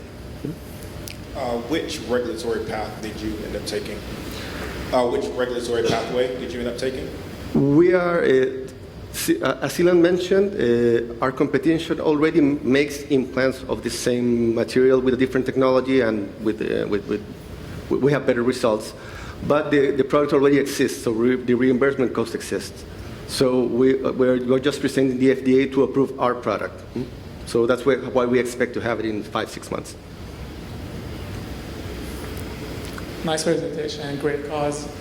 Maybe related to what you mentioned in the end, the thing that leads to better results in your technology, if you could give us more insight about the kind of competitive edge of your technology, how is it different from the existing, from an innovation standpoint? The difference between us and the competitors? Yes, it's from technological kind of innovation. What is the kind of your secret sauce? So we are worldwide pioneers in medical 3D printing synthetic bone implants. So the competitors manufacture with CNC system, like sculpting, so are solid implants. So it's so different. The human bone is not solid. So we are able to mimic perfectly the internal composition of the human bone, indifferent with the competitors. I would like to add 2 things. One is that we have better fit, and we already received endorsement of doctors in Chile that our implants have better fit during the surgery process. So that makes it a faster surgery and an easier surgery.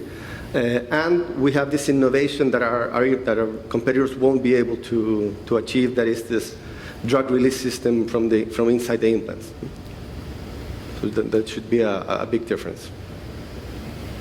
So today, if I wanted to order up one of the implants, do you just do like an AutoCAD and ship it to you and you guys print it, or what's the process? From a CT scan, yeah, we use a specialized software, FDA certified. So then we design the implant, and then we 3D print in a clean room with special, amenities. And then you ship that to the hospital doing the surgery? Yeah. Then, yes, once the implant is ready with the post process of the whole process, we deliver the implants to hospitals or private clinics. And how many have you shipped so far? So far, almost 550. Mostly in Chile? Latam. Mostly in Latam? Yeah, Latam. Okay. And one in Spain. And one in Spain. Yeah. And what is and these are all under an investigational use or under? No, it's approved in Chile. Approved, normal Chile, Yeah. Peru, Argentina, Brazil, Mexico, and now we are waiting for our FDA clearance here in the US. And in the US, though, others can order 3D printing too, right? Or is there? Does somebody have the same technology? It sounded like they have a different technology. But Here in the US, we don't know any company, but we know that there are different companies around the world that now are starting to manufacture implants with this system. We began in 2018. We are pioneers worldwide.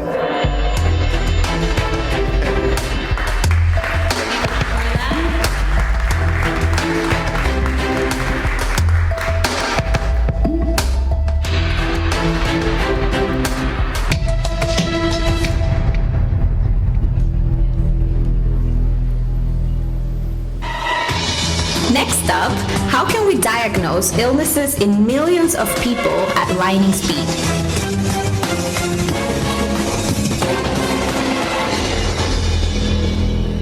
Hi. Blood is an amazing substance. It flows as a liquid, sustaining life, and when a vessel is damaged, it turns into a solid to prevent bleeding. But this is a complex process and can go wrong. Excessive coagulation can form clots inside the blood vessels, producing thrombosis. And a deficient coagulation can induce bleeding in many clinical settings. Moreover, when treating thrombosis, for example by anticoagulants, one can induce bleeding. And when correcting bleeding by transfusing blood products, there is a higher risk of thrombosis. Coagulation monitoring is crucial to maintain this delicate balance. But unfortunately, it is an area in diagnosis that is lacking in three key aspects: precision, outcome, and access. This needs to change, and it is our purpose in MZP to lead this transformation that is already taking place in the diagnosis of coagulation. Current coagulation tests are done in plasma, which is just one component of the blood. Also, they only measure the initiation of clotting, the clotting time. This insufficient data means that treatment decisions are taken without objective evidence, compromising the safety of patients. Some examples are coagulopathies that go undetected and untreated, overtransfusion of blood products, and delayed turnaround times. There are better coagulation diagnostic methods, but they are expensive and they need highly specialized professionals to apply them. These new kind of tests are called viscoelastic tests. They go well beyond traditional testing by measuring not only clotting times, but the firmness and stability of the clot during the whole coagulation process. They also do this in whole blood, taking into account the cellular interactions between its components. Viscoelastic testing reduces bleeding and reduces transfusions. With multiple input from users, in MZP we understand that viscoelastic testing is the future of coagulation analysis. That is why our VILAS system builds on previous viscoelastic analyzers, but goes further by applying smart microfluidic technology to the analysis. This means better precision, better outcome, but also more democratized access, thanks to our low-cost disposable microfluidic cartridges. In this way, we are checking the boxes of precision, outcome, and access that will allow viscoelastic testing to become the new standard of care in coagulation testing. And this is a big opportunity. Today, only 5 million viscoelastic tests are performed, which represent $200 million in sales for the two companies that dominate the market. But the total addressable market is of 100 million tests, based on the clinical tests on clinical cases that could benefit from this diagnosis. Lowering the cost of the test to $10 and making it easier to understand the results will unlock the $1 billion market. And now is the time for this change. Interest in viscoelastic tests has increased rapidly, as can be shown by the exponential growth of related scientific publications. Also, the aging population and increased number of anticoagulants and the scarcity of blood products demand better coagulation monitoring. Our team has broad experience in the science, the business, and the medical aspects needed to bring about this revolution. And we are supported by an extensive network of highly qualified professionals and institutions. With our initial investment, we have developed the first prototype and do the validation. And we have now just finished the second semi-automatic prototype that will be used in clinical studies in 5 hospitals in Argentina during the next 3 months. We are now raising a seed round to develop the final fully automated product, the VILAS 03. And during the first year, we plan to finish the design and development and validation studies, including the manufacturing setup. In the second year, we will obtain the regulatory approval in Argentina and FDA through the 510K substantial equivalence, and we will launch the product. At the end of the second year, we will be in a position for the next round of financing, having shown sales and a strong track. Please join us in this revolution of coagulation analysis. Thank you.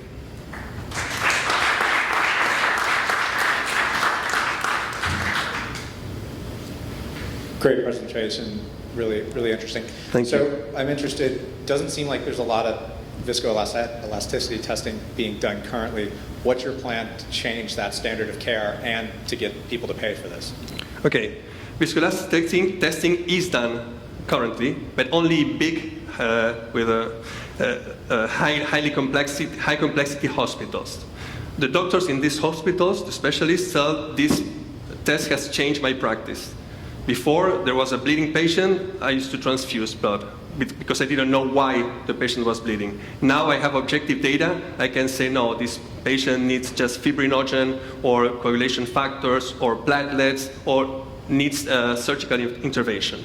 So the problem is that this has not translated to lower complexity hospitals. So it is changing. So this is a better test. The professionals that have used it say it's better. But the more common doctors don't use it. And the doctors that use it are anesthesiologists, surgeons, people that are focused on their job. They need specialists to tell them, okay, use this test. It's something that is happening, and the cost is a barrier. In Argentina, we have interviewed many doctors, and they told us, I don't use it because of the cost.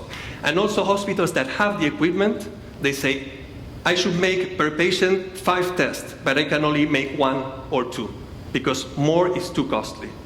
So it will definitely become more widely accepted if the cost goes down and the interpretation is more direct. Got it. Okay. So there's a piece of hardware, and then there's the actual test consumable? Yes, there is an analyzer, which is a hardware, a medical device, and there are the cartridges that are very simple. They are a plastic injection. We have designed them to be simple and low cost. And you have the reagents, because you need different reagents to activate different paths of coagulation, but these are standard coagulation reagents.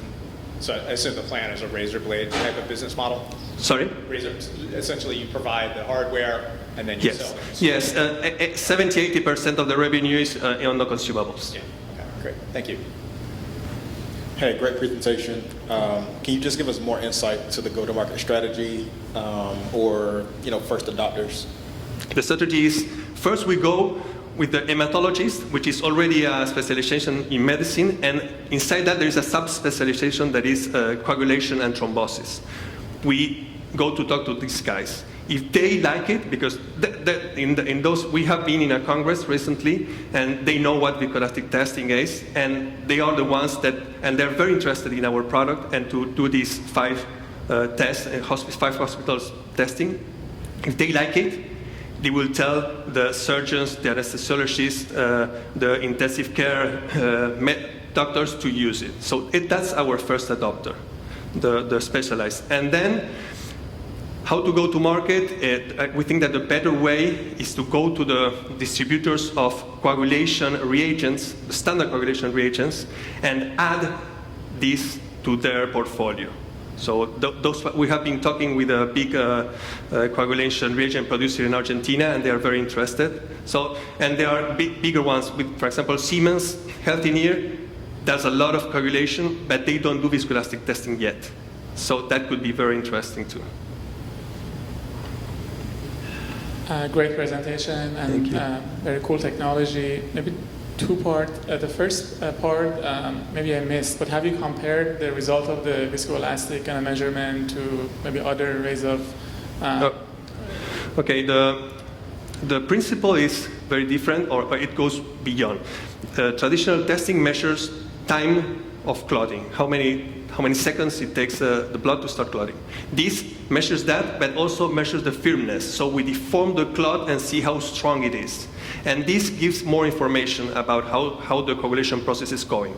The outcome, finally, is that using viscoelastic testing, the doctors can reduce blood product transfusion and can reduce bleeding. With a standard coagulation test, there are coagulopathies that they don't detect.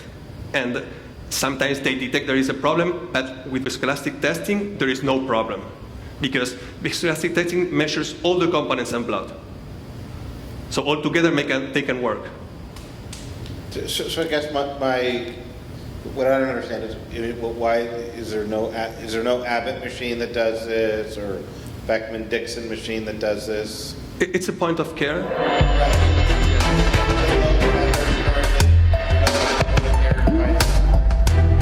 Yes, but they are more expensive and more complex to use. We are changing that.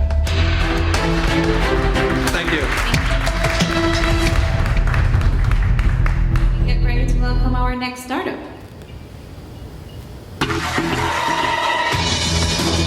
What if dentures were a thing of the past? Next up, it's enamel regeneration for stronger teeth as we age. Hello everybody, my name is Pablo.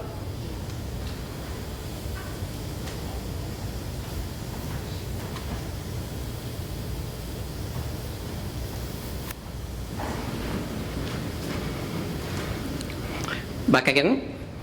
Hello everybody, my name is Pablo. I'm the CEO of Mintech Bio, a regeneration company. I am originally from Costa Rica, and our company is located in the United States along with the intellectual property of our technology. In order to really understand what we're trying to accomplish, I always like to tell a story. This is my mother. She's 78 years old. She's a cancer survivor. Although she beat cancer, she's now facing complications due to the loss of the coating of her teeth.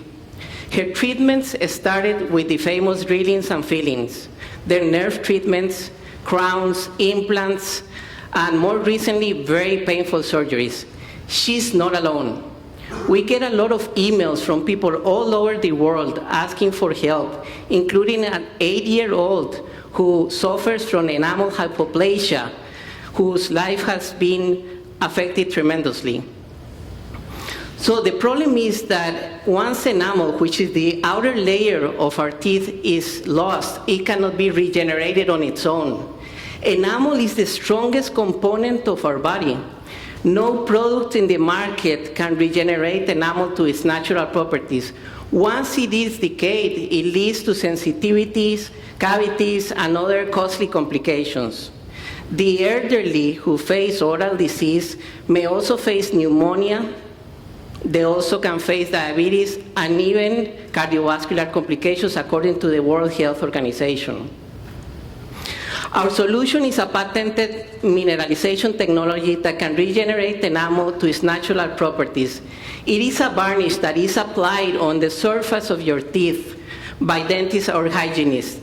It stays on your mouth for about 2 weeks while it regenerates. 3 billion adults, 530 million children have untreated caries in the world. 545 billion is spent on oral disease globally. Oral illness is the 4th most expensive disease in the world. The market potential for this is tremendous. Just the preventive oral market in global is supposed to grow all the way to 89 billion by 2027. If we look into the regenerative market, it is growing double digits, meaning people want healing technologies. Just by attaining 1% of the market share of the US dentistry market can give us the opportunity to get 230 million in revenues. I'm going to reveal our secret sauce. Our secret sauce is our team. We combine over 50 years of experience in very diverse but very complementary roles, such as research in top-notch universities, working for pharma, working for consumer companies, and also being active board members of various startups. Needless is to say, our technology is the result of 14 years of research. Our key competitive advantage is that we are able to recreate the 4 characteristics necessary to mimic natural enamel. First, the creation of crystals. Second, being able to organize them in the right way as bundles. Number 3, make sure that they have the right mechanical properties, meaning it needs to be hard and resistant to acid test. And number 4, to be user-friendly, meaning that it doesn't fall off as we apply it, and it is non-toxic. We have 2 ways to use our product. First, in a preventive way, so you can apply it on top of healthy enamel, for example, for children, or you can do it in a regenerative way, which is for those whose enamel has already been decayed, for example, the adults and the elderly. We're looking for a 2.1 million investment that will get us to MVP, and once we are there, we foresee the need of a 1.25 million investment at seed. We don't want to recreate models. That's why we're partnering long-term with key market players, such as Brand Use for marketing, LabCorp for regulatory, Smith, Gambrell, and Russell as our legal associates, and for our sustainability goals with Gaia Impact Fund, who are here with us today. Our last few months have been about protecting and improving our intellectual property. Once we get the funding, we want to continue optimizing our product and also getting FDA approval as a medical device. Our next few months are going to be about finalizing the funding options, also formalizing the market studies, and do a new patent application. Please join us. Thank you.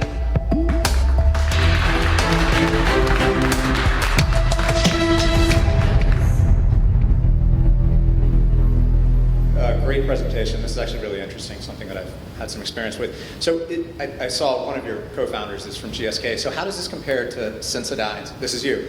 How does this compare to Sensodyne's BioGlass 45S5, or is this a calcium phosphosilicate? Yeah, what Sensodyne does is that it fills your tubules. So basically what it does, it is protecting for a little bit of time. That's why you have to brush your teeth.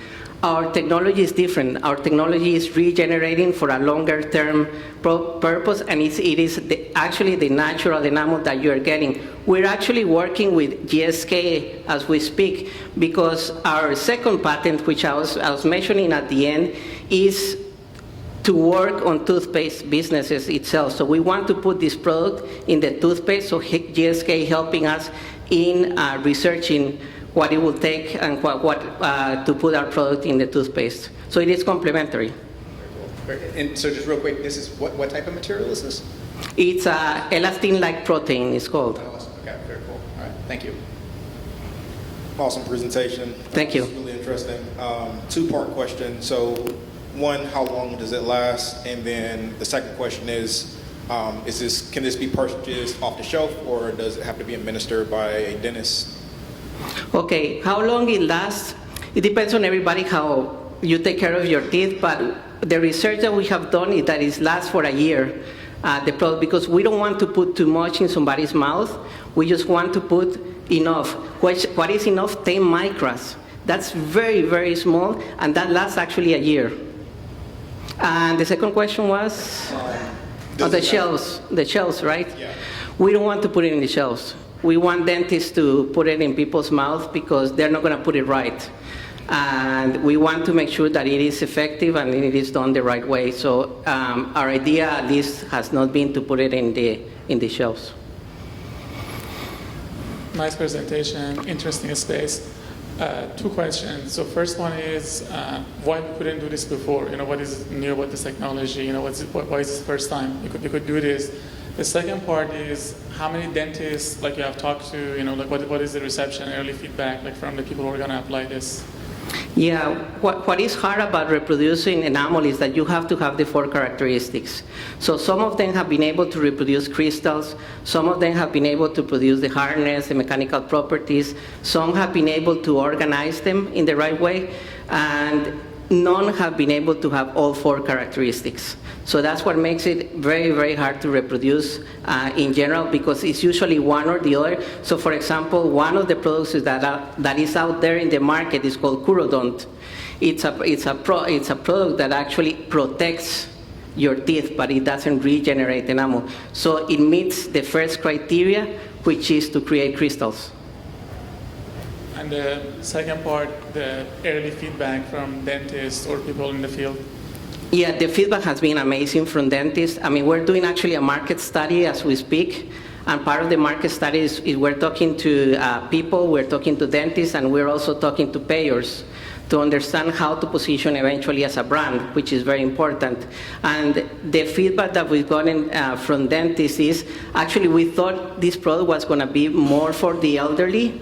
And the push what we're getting a lot is to actually push towards pediatric more. So that's the push that we were not foreseeing as we started this process. And so we're giving it a different angle, and we're going to start pushing towards pediatric heavily as well.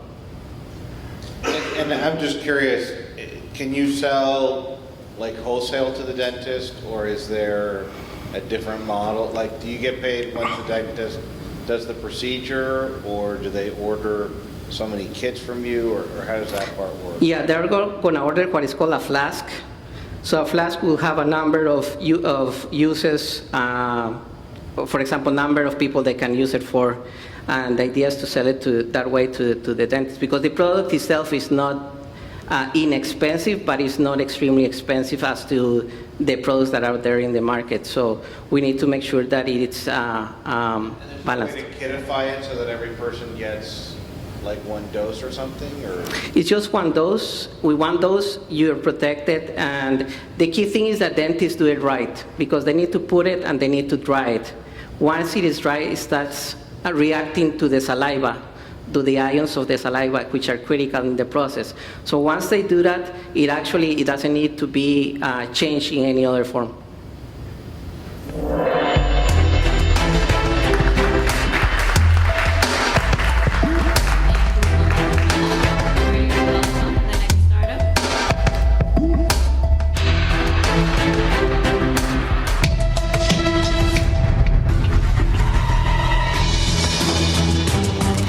Next, how this nucleic acid drug delivery is reducing tumor growth. Good afternoon. My name is Christian Marin-Mueller, and I'm the founder and CEO of Speratum. I have a PhD in molecular virology and microbiology from Baylor College of Medicine, where these technologies were originally developed. I'm joined by a passionate team of researchers and advisors with a strong track record in translational medicine and oncology. At Speratum, we combine nanotechnology with synthetic biology to generate novel molecular therapeutics, particularly in oncology. One of the hardest parts of nucleic acid drug delivery is getting it into the body safely and effectively. What we do is we work with one of the leading reagents on the market, PEI, which is really great at condensing with nucleic acids and penetrating cell membranes, and is great in the dish, but it's very toxic in vivo. We have come up with a solution which is to use another polymer, PLGA, which is not toxic, but does not combine well with nucleic acids.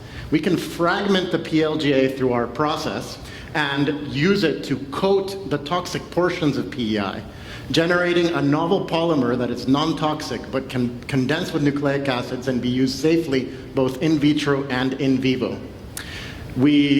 Our technology is capable of being used with any type of nucleic acid for a very effective and powerful delivery.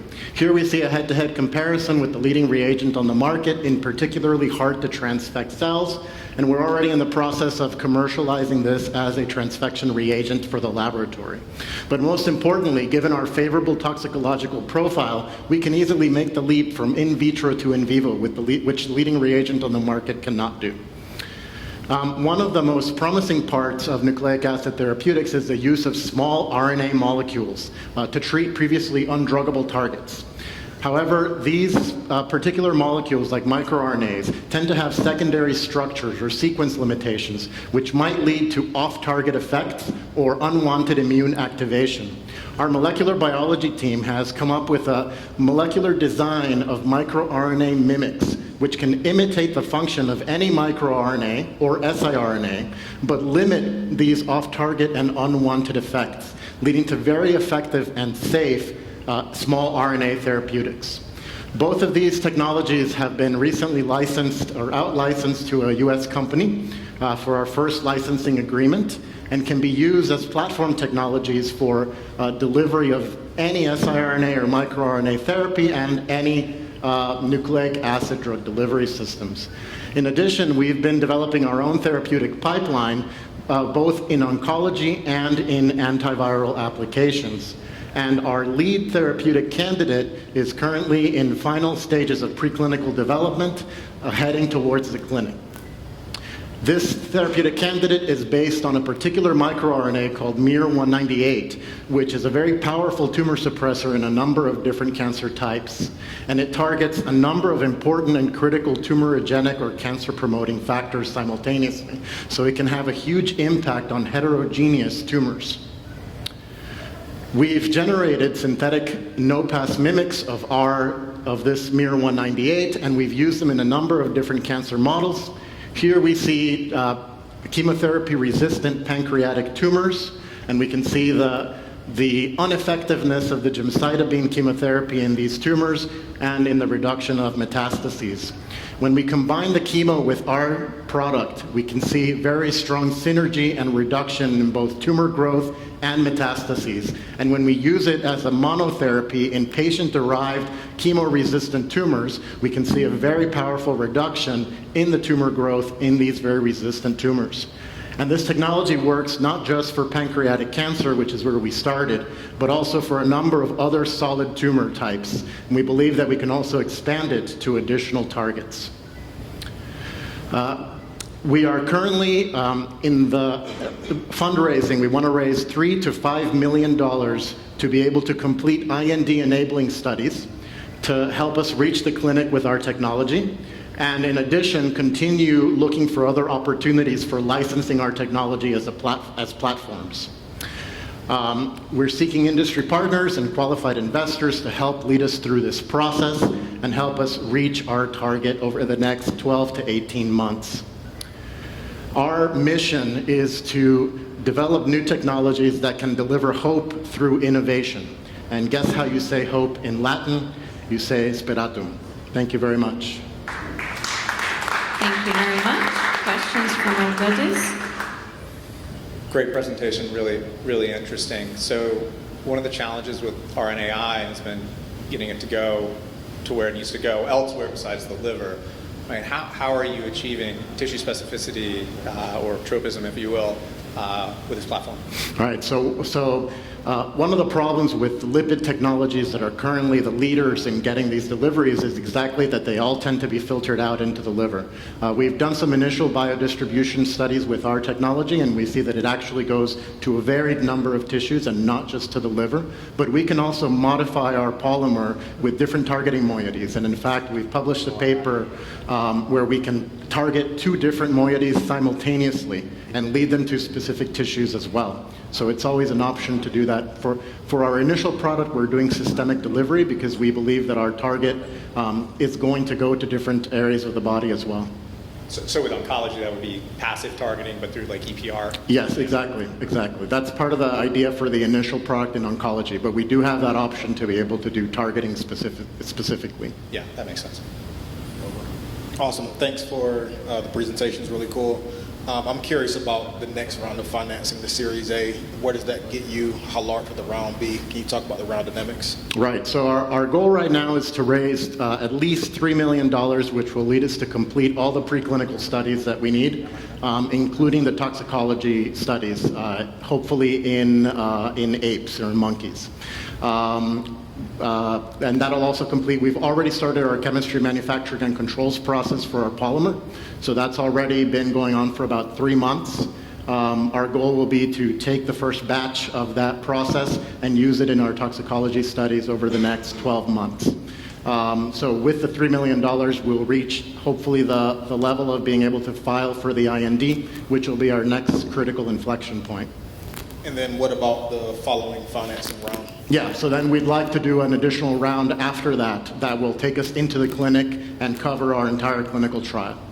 But one of the most important inflection points will be to complete the monkey studies to really show safety. So we want to try to get there with the amount that we're raising now so that we can hit that inflection point and really get that next value added. Nice presentation, cool logo of the company. A couple of questions. First one is related to the first question, the distribution. So what is the data you have so far in terms of what tissues have been targeting? What is it's not just the distribution, it's also efficacy of the treatment. That's one question. And if there's time, I'll ask another question about I was curious, how do you know how well these mimics of mRNA actually, kind of perform the function of the original one? Yeah, so I didn't get to show even a small portion of our entire data. We've done different types of labeling of both different nucleic acids, and we've done Texas red labeling of the polymer itself to see the biodistribution. We have data where we can see it going to the pancreas, the spleen, the lungs, quite a few different organs as well. We're now working with a company to do a radio-labeled biodistribution experiment in which we have to generate the polymer from scratch with radio labeling. So that process is ongoing right now to see a better biodistribution profile. But we are getting a very strong signal that it's not all going to the liver as it does with lipids. And sorry, what was the other part of the question? Oh, the microRNAs. Okay. Yeah, so for efficacy, we've done quite a few different mouse models of cancer, including patient-derived xenograft models in outsourced, independently validated studies. And we can see that there's, in one of the studies that I showed here, we have about a 50% reduction in the tumor burden and tumor volume over a period of 40 days of treatment. And since there is time, if you want to comment on the mRNA piece, how do you know if it's actually mimicking the function of the original? Yeah, so we've done studies where we replace the targets of the microRNA without the targeting site. And we can see that when we reduce the tumor growth and the cancer cell growth with the microRNA, if we replace the targets but without the targeting site, we rescue the tumor burden and function. We're doing studies now that, one of the studies is called an ECLIP, where we can actually see every single target that the microRNA effectively binds to in the cell, that are giving us a lot of extra information about what it's doing exactly. Thank you so much. Let's give him a round of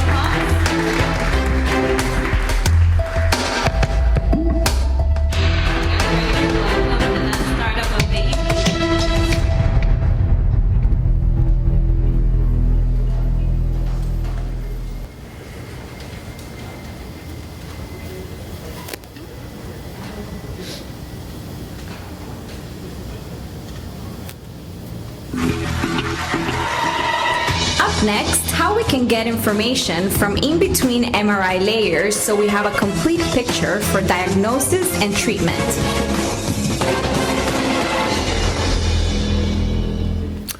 Hello everybody, pleased to be here tonight. My name is Javier Ursua. I am founder and CEO of Tensor Care.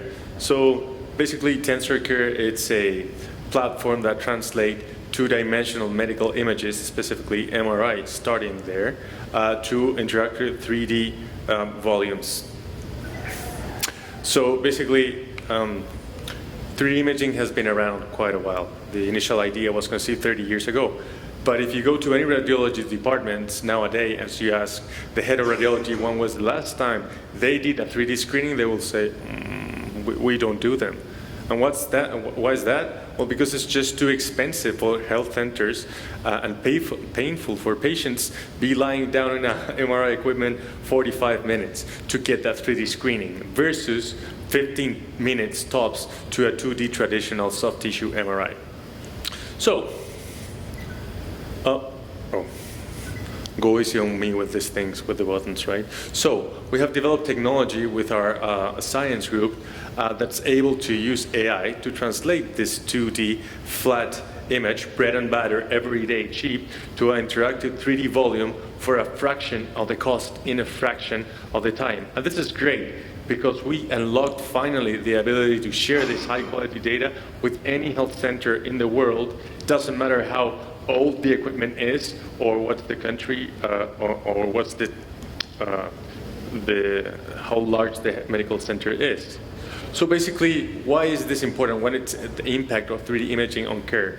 First of all, it's just high quality data for clinicians to perform better treatment, better care, and shorter and more precise surgeries in pre-surgical planning. Then this translates in cost savings between 20 and 30% in operational cost in surgical procedures. And finally, us, the patients, for the first time, we can make sense and understand a medical screening when we see it.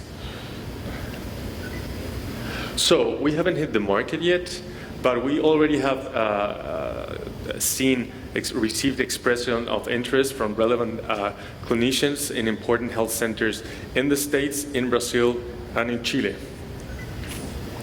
So basically, we are software as a service.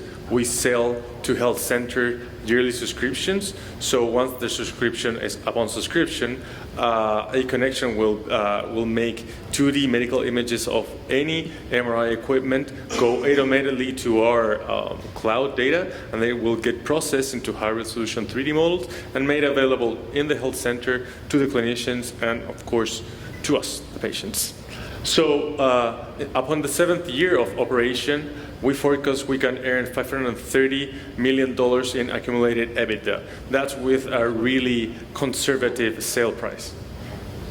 So high cost, low scalability, you have the big players, right? These guys invest heavily in hardware equipment. Then in the low scalability, a low cost quadrant, we have the plethora of image post-processing services that apply AI to images, right? Well, these guys, the one thing they have in common is that they're trying to diagnose on behalf of clinicians, which have gained them limited adoption in the healthcare community. We have just a very mild approach. We just want to improve access for better quality data for clinicians. So 2.5 million seed round to finance 24-month runway. I'll just jump over that one.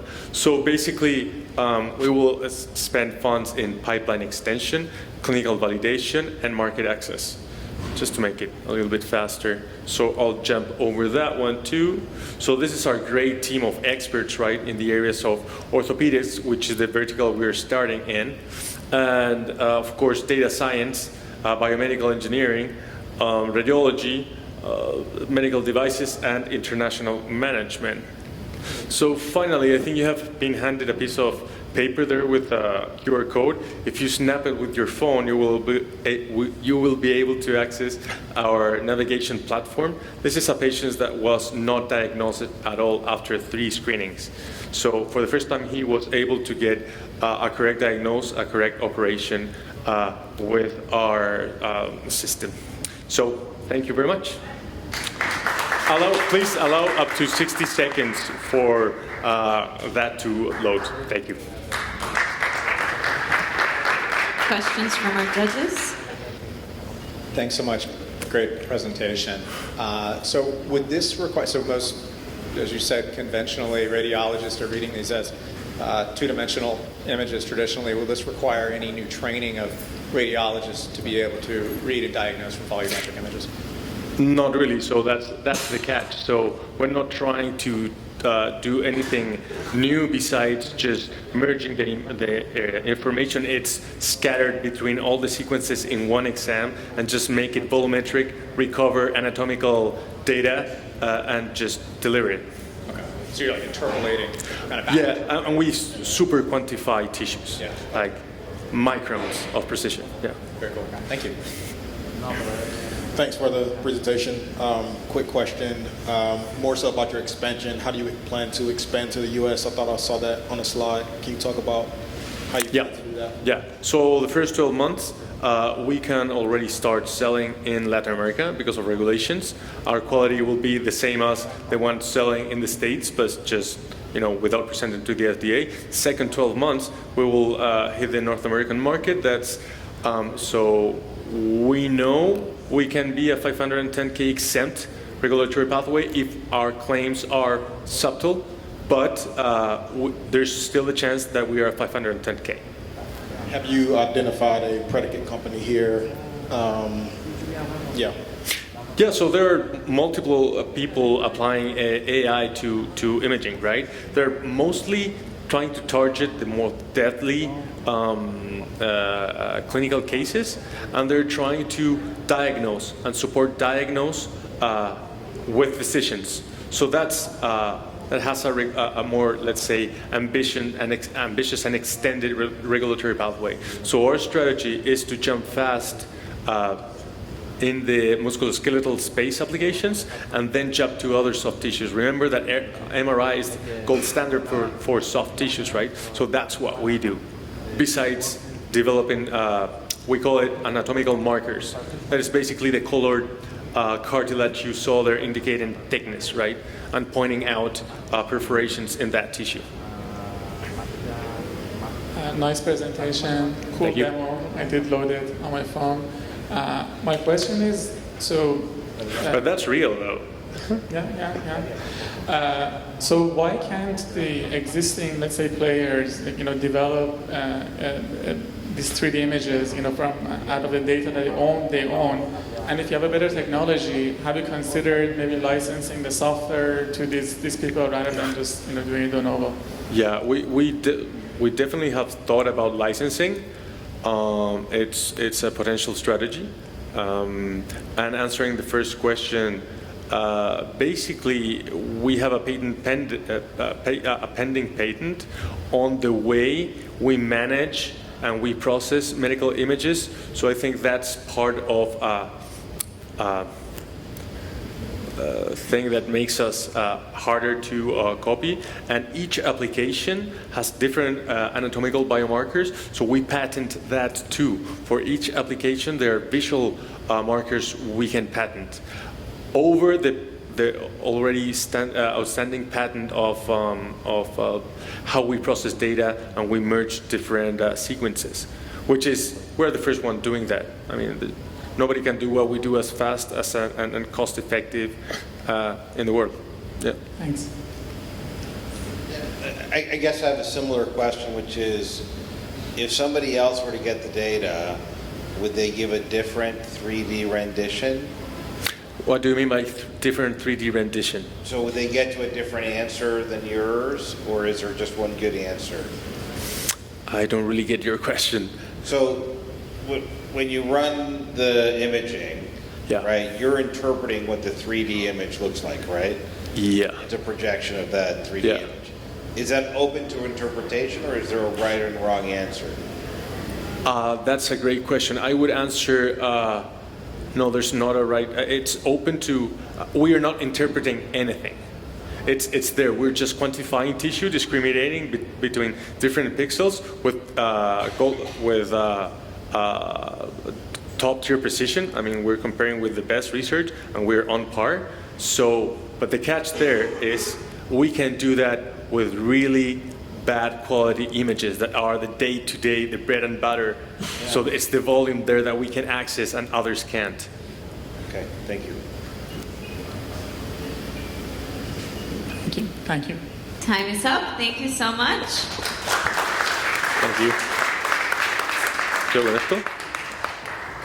That was the last pitch of this second block. Let's give another round of applause to all those pitchers. It's not easy to get here. Thank you so much for your time and your energy, and for also all of you who were here from beginning to end. Now it's time for the fun stuff. Who's coming with us for dinner? Raise your hand.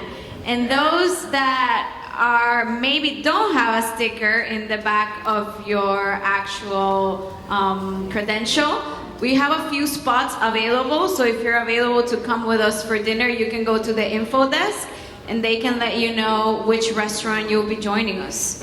So thank you for coming and have a great night.